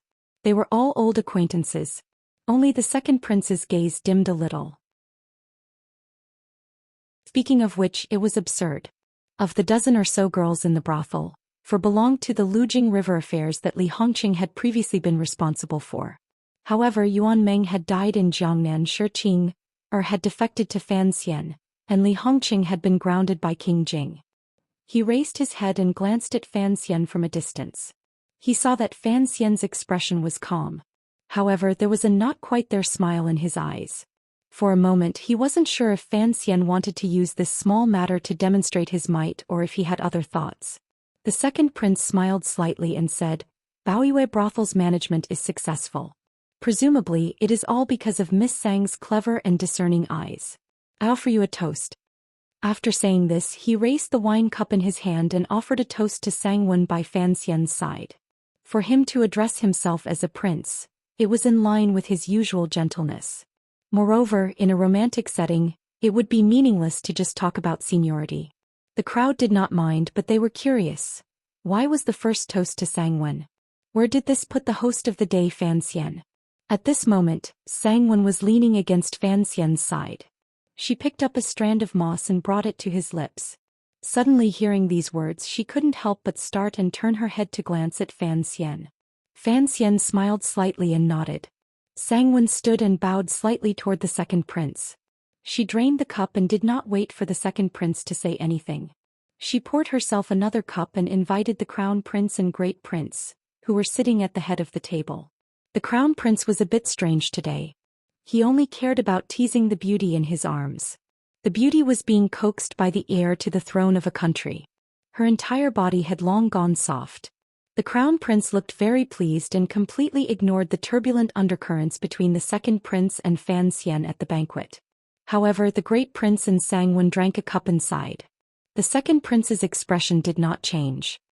He smiled slightly and said, "It is rare for so many friends to be present today. There must be something to liven things up. Ever since Miss Sang became the shopkeeper of Baoyue Brothel, the people of Jingdo no longer have the good fortune to hear such things. I wonder if we can ask Miss Sangwen to sing a song?" Sangwen smiled slightly. Her gentle face was calm. She stood and was about to go get her zither when unexpectedly, her hand was pulled by Fan Xian. Fan Xian held Sangwen's hand and looked calmly at the second prince. "Sangwen doesn't sing anymore." Sangwen was startled and thought, why disturb the banquet over such a small matter? She had been a singer since she was young and had long gotten used to singing at banquets. For a moment she had forgotten that Fan Xian was someone who was most unwilling to have his own people serve other people. The second prince furrowed his brows. A glimmer of confusion flashed across his handsome face. It was as if he had not thought Fan Xian would be so unyielding. After the banquet began, both sides had been testing each other's attitudes. He also wanted to know what Fan Xian was preparing to do after returning to the capital this time. Unexpectedly, Fan Xian's response was such a killjoy. Fan Xian glanced at the second prince. He thought to himself that he had created this scene today, but his goal was to kill the scene. Sitting below him, the official of Taichung Temple, Ren Xiao-un, pulled on his sleeve and reminded him to be careful. He only smiled. The deputy of the Bureau of Military Affairs narrowed his eyes slightly and said, "Sir Fan Jr., what are you saying? Given the prince's status, what is wrong with having this girl present a song?" Fan Xian's confrontation in front of the Bureau of Military Affairs had long created a crack between him and the military. Each day that the attack in the valley was not investigated, the two sides would not be at peace. The Qing Kingdom's military had always been simple, direct, and crude. This deputy was Chu Xiangdong. He had been the vanguard of the last northern expedition. He had a great deal of military service, so he was not afraid of Fan Xian's power. Hearing Fan Xian's cold words, he spoke to stab him. Fan Xian did not get angry. He only smiled and said, "Lady Sang only sings in Qin Garden.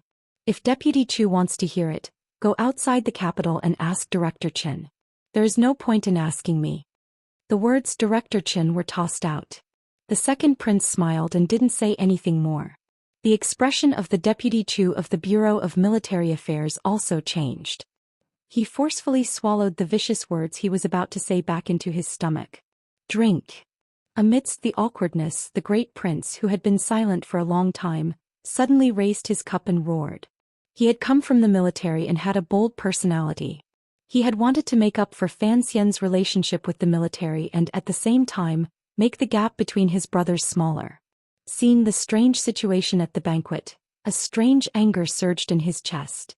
The two deputies of the Bureau of Military Affairs also came from the military. Their boldness was not inferior to others. They furrowed their brows slightly and drained the 3 liang wine cups in their hands in one gulp. Then they flipped their wrists to demonstrate Fan Xian. Fan Xian smiled slightly and placed the cup to his lips. He slowly tipped it. Although his speed was slow, he did not stop. Like a clear spring entering a lake, the cup was emptied. The crown prince in the first seat helplessly raised his cup to the great prince and said, "Big brother, I was drinking." Your loud voice almost scared the wine out of my cup. Everyone laughed loudly. The crown prince then smiled at the two deputies of the Bureau of Military Affairs and said, "Don't think about bringing the military style to Baoyue brothel. I know there is some resentment between you and Enji, but this matter has not been thoroughly investigated.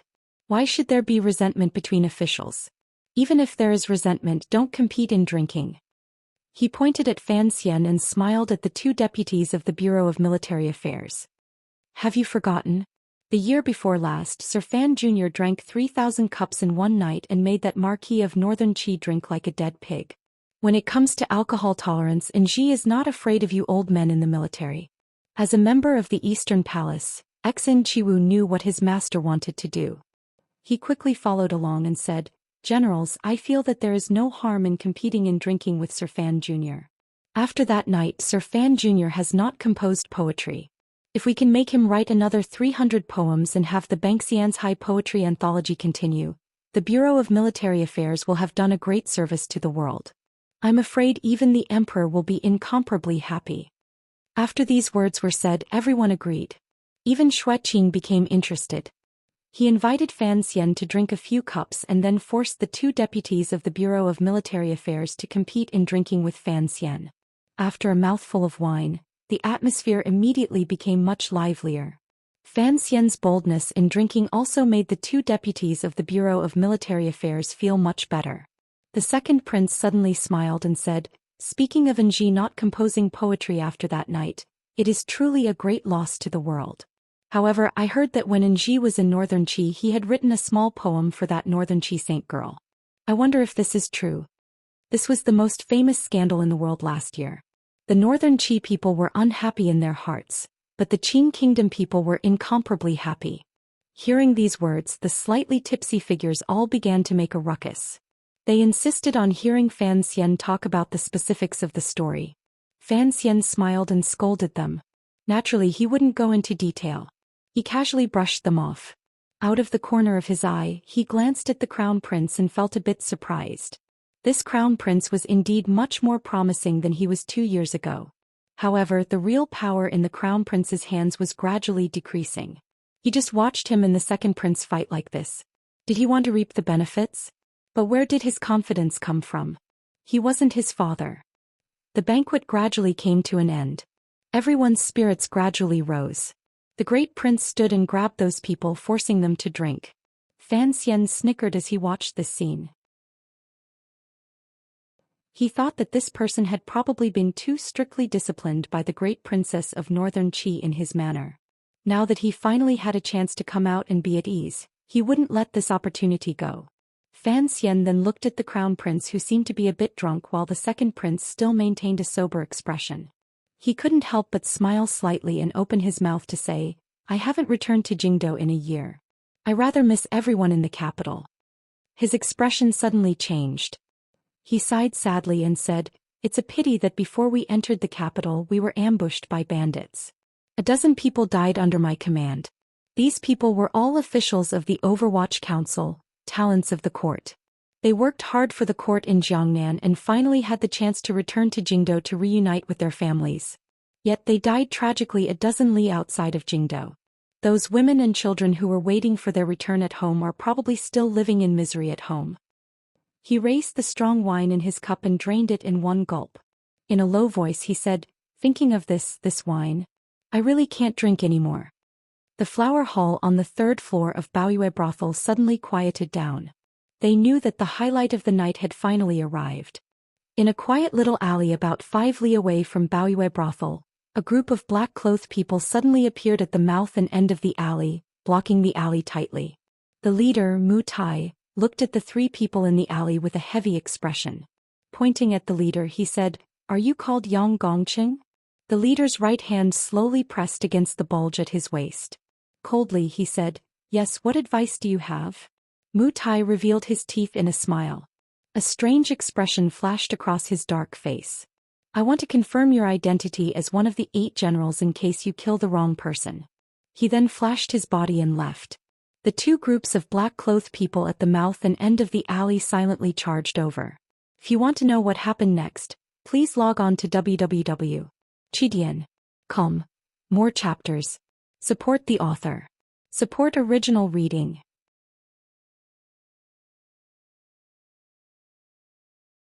Chapter 461. Not only did I cosplay Wu Zhenyu, but I also cosplayed The Godfather, the 60s and 70s, a series of great beloved ones. P.S. Among the 8 generals there is no Yang surname. I messed it up yesterday, so I made do with it. Thank you for reminding me. Yang Gongqing, one of the 8 generals. 8 generals, 8 generals. It seemed to be a simple description, but when these 3 words were put together, it had a completely different meaning. Everyone knew that this referred to the 8 aces the second prince secretly raised in his manor. These 8 aces always followed by the second prince's side and were one of the second prince's most powerful martial powers. In the battle between Fan Xian and the second prince the year before last, it was these 8 generals who had kept Fan Xian in the tea shop outside Baoyue brothel. Although they did not manage to keep him, they still left a deep impression on Fan Xian. They were indeed 8 aces. Outside the Jingdo government, after the case closely related to Baoyue brothel and Fan Xija had been tried, Fan Xian had attacked and shattered Xia Bai An's spirit. Because of this, it had caused a problem with the Jinqi in his body. This was the first reason. Beside Yushan Road in the autumn rain, the killers of the 6th Bureau of the Overwatch Council attacked and silenced him with metal rods. This startled Fan Wujiu and caused him to disregard the second prince's entreaties to stay and float away. This was the second reason. Ever since that small battle that had not been announced to the world, there were only 6 of the second prince's 8 generals left. The second prince was a guest in Baoyue brothel. He was confident that Fan Xian would not dare to do anything to him. In order to appear sincere, he did not bring a single person and sent the remaining 6 generals back. Yang Gongqing was one of them. On such a night when he raised his head and saw nothing but white snow and layers of clouds covered the silver moon, he was blocked by a group of black-clothed men and cut off his path of retreat. The day had been bright and clear. The snow on the eaves of the alley turned into water and dripped down. The alley was cold and damp. As night fell, the water droplets decreased and gradually condensed into icicles. However, there was still a drop of water that gathered at the tip of the icicle, drooping and ready to drip. Yang Gongqing's pupils constricted slightly. With a flip of his hand he pulled out the sword at his waist. The tip of his foot pushed off the ground and his entire body had already shot up. The icicle broke in the middle with a chi sound, turning into a sharp light that pierced towards the black-clothed man in front of him. Yang Gongqing then stepped on the shoulders of his two companions, pointing them towards the two black-clothed men who were attacking from both sides. His figure had already risen and was about to reach the top of the alleyway. He knew that this was an ambush that had been premeditated for a long time. The other party had figured out his daily route, which was why they had trapped him in the alley. But he didn't want to die, so he would rather sacrifice his two companions, or rather his disciples, and use them as sandbags to block the blade so that he would have time to escape. It was escape, not resistance. At this time Yang Gongqing had long lost his drive. There were not many people who dared to ambush and kill people in the capital, and the only person who had a grudge against the second prince was that person. That person had sent people to kill him and they were not people he could fight against. It had to be said Yang Gongqing was worthy of being one of the second prince's 8 personal generals. His reaction speed and methods of dealing with the situation were the best of the best. When the black-clothed men below groaned and knocked his disciples to the ground, and at the same time split apart the icicles that carried his true power, he had already swept into the air. He only needed a moment to step onto the alleyway and escape into the night sky. Unfortunately, the assassin did not give him this moment. A crossbow arrow flew over silently, piercing straight towards his chest. Yang Gongqing groaned. With a flick of his wrist he chopped downwards. In the time it took for a spark to fly off a flint he chopped down the crossbow arrow. But since the crossbow arrow had shot out, naturally there was more than one. Whoosh whoosh whoosh whoosh. Over 10 crossbow arrows shot out at the same time. He was in midair, how could he block them? Although he relied on his high cultivation to forcefully block a few crossbow arrows aimed at his vitals, he still let a few crossbow arrows that slipped through the net sink deep into his thigh. Yang Gongqing's thigh was in pain and numb. His eyes looked like they were going to pop out. He fell from midair in despair. He only had the time to jump out of the alleyway for a moment. In that moment he saw 7 crossbowmen standing on the eaves of the houses in the alleyway. They were in different positions but they blocked the top of the alleyway. There were assassins below and crossbowmen above. It was an inescapable net. How could he escape? While Yang Gongqing was falling he wanted to shout for help. From the corner of his eyes, he saw that the black-clothed men in the alleyway had also taken out crossbow arrows. An incoming crossbow arrow shot into his mouth. Blood splattered, forcing him to stop shouting. At that moment he thought in despair. Why did the opponent bring so many crossbows to deal with a small fry like him? The crossbow arrows were too concentrated. While he was in midair, his body had already been hit by dozens of crossbow arrows. He looked like a laughable hedgehog. With a paw, Yang Gongqing's body fell into the snowy water, shaking up a puddle of blood. But his cultivation was really high. Even after suffering such a heavy injury, he still did not stop breathing. He knelt on one knee and used his sword to support himself. Looking at the leader of the black-clothed men who was getting closer and closer to him, his eyes revealed a trace of the frenzied savagery of a dying beast. As he was an expert. But an expert who was ambushed by dozens of crossbows could not do anything unless he was Yi Luyun.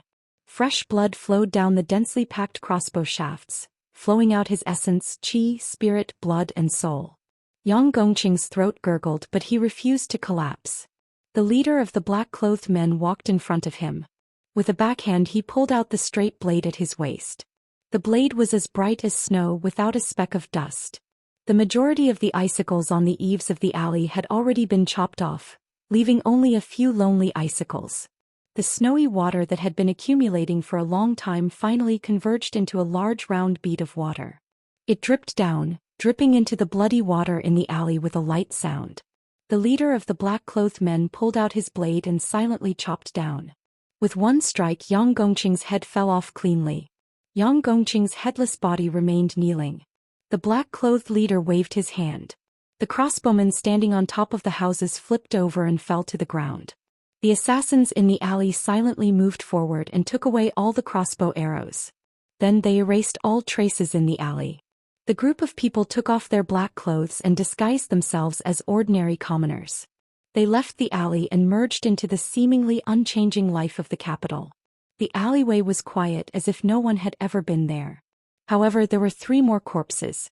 Without the support of the crossbow bolts, the headless corpses finally fell and smashed into the alleyway with a dull thud. In the past, I had never thought that something like crossbow arrows would be so terrifying. Fan Xian raised his wine cup and slowly drank. His eyes were full of confusion. You all know that the Overwatch Council is also used to using crossbows. But I still did not think that when something used to kill reaches a certain level, it would become so terrifying. At the banquet in Baoyue Brothel, everyone listened quietly to Fan Xian's narration. This was the details of the attack in the valley. Everyone could hear the glimmer of melancholy and coldness in Fan Xian's words. Fan Xian placed his wine cup on the table and smiled slightly. A sky full of crossbow rain. I have never seen it in this life. Presumably, I also never saw it in my previous life. This was not an attack. It was more like on the battlefield. Only then did I realize that a single person's strength is indeed limited. The great prince slowly nodded his head across from him. A complicated expression appeared on his face. Perhaps he was thinking of the years of fighting with the Hu tribes during the Western expedition. The sound of the crossbow arrows hitting the carriage was like a soul-stealing drum. Fan Xian furrowed his brows. It was as if he was recalling the specific circumstances at the time. That feeling of being surrounded and killed was not good.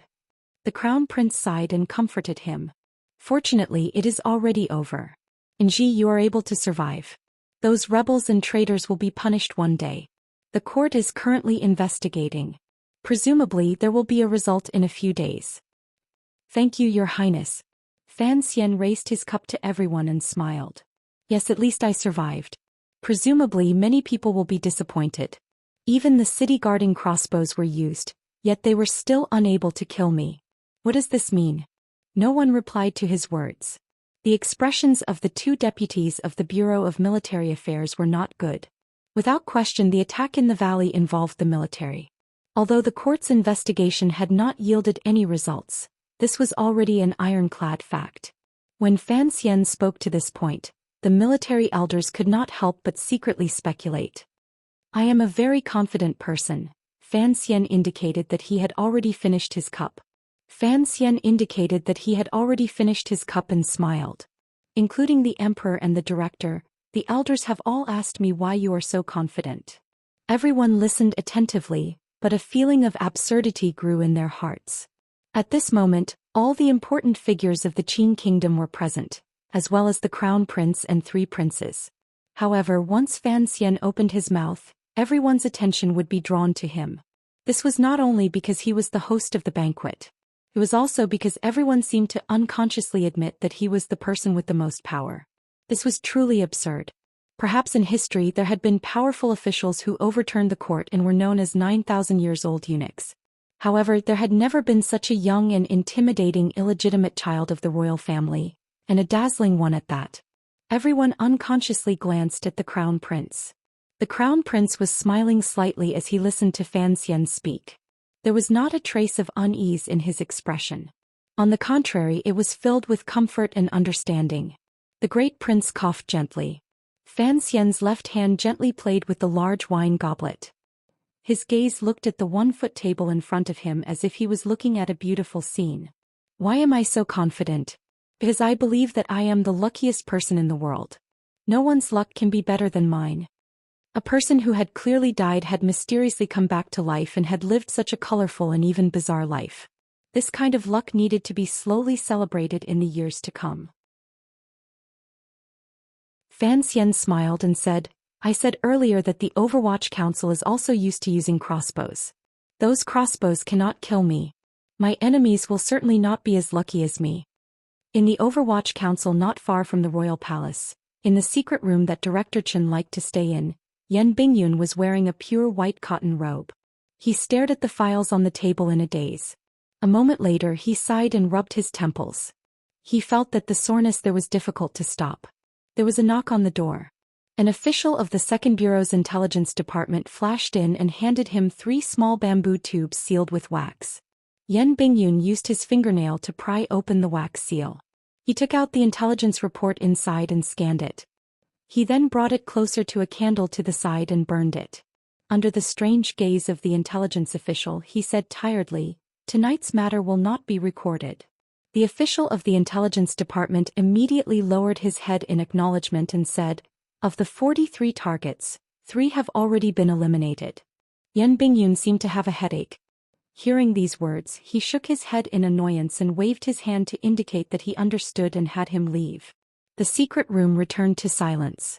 Yen Bingyun looked at the remaining pieces of wax on the table and became lost in thought again. Tonight, Fan Xian was holding a banquet in Baoyue Brothel while the Overwatch Council was in a second-level state. In the darkness of Jingdo, who knew how many people were moving and how many would die? All of this was because of Fan Xian's madness. Tonight's plan had been personally drawn up by Yen Bingyun. Although he had expressed his firm opposition to it in front of Fan Xian, he still had to continue doing what needed to be done. In this plan, he had to kill 11 people and capture 32. Of the 11 targets that had to be eliminated first, 6 of them were the Second Prince's 8 generals. This was a crazy act of revenge. 3 of the Second Prince's 8 generals had already died. Given the Overwatch Council's frenzied counterattack, the power of a mere manor could not shake the overall situation. Presumably, they would soon receive news of the other people's deaths. Yen Bingyun walked to the window and lifted a corner of the black cloth covering the window. Just like Qin Pingping had done in the past, he looked through the narrow space toward the royal palace not far away. The royal palace was still bright and exuded a holy and lofty aura through the black clothing. He gazed at the royal palace, full of worry, and thought, "The emperor wants you to be a lonely official, not a heartless official." To be continued. If you want to know what happens next, please log on to www.chidian.com. More chapters. Support the author. Support original reading. You're tuning in to the Dreamy Chapters YouTube channel. We're so grateful for your support, and don't forget to subscribe to join us on this incredible journey through captivating stories. Your generosity through donations truly makes a world of difference, as it's the primary source of revenue that allows me to expand and enhance this channel for you. Thank you from the bottom of my heart for being a part of this adventure.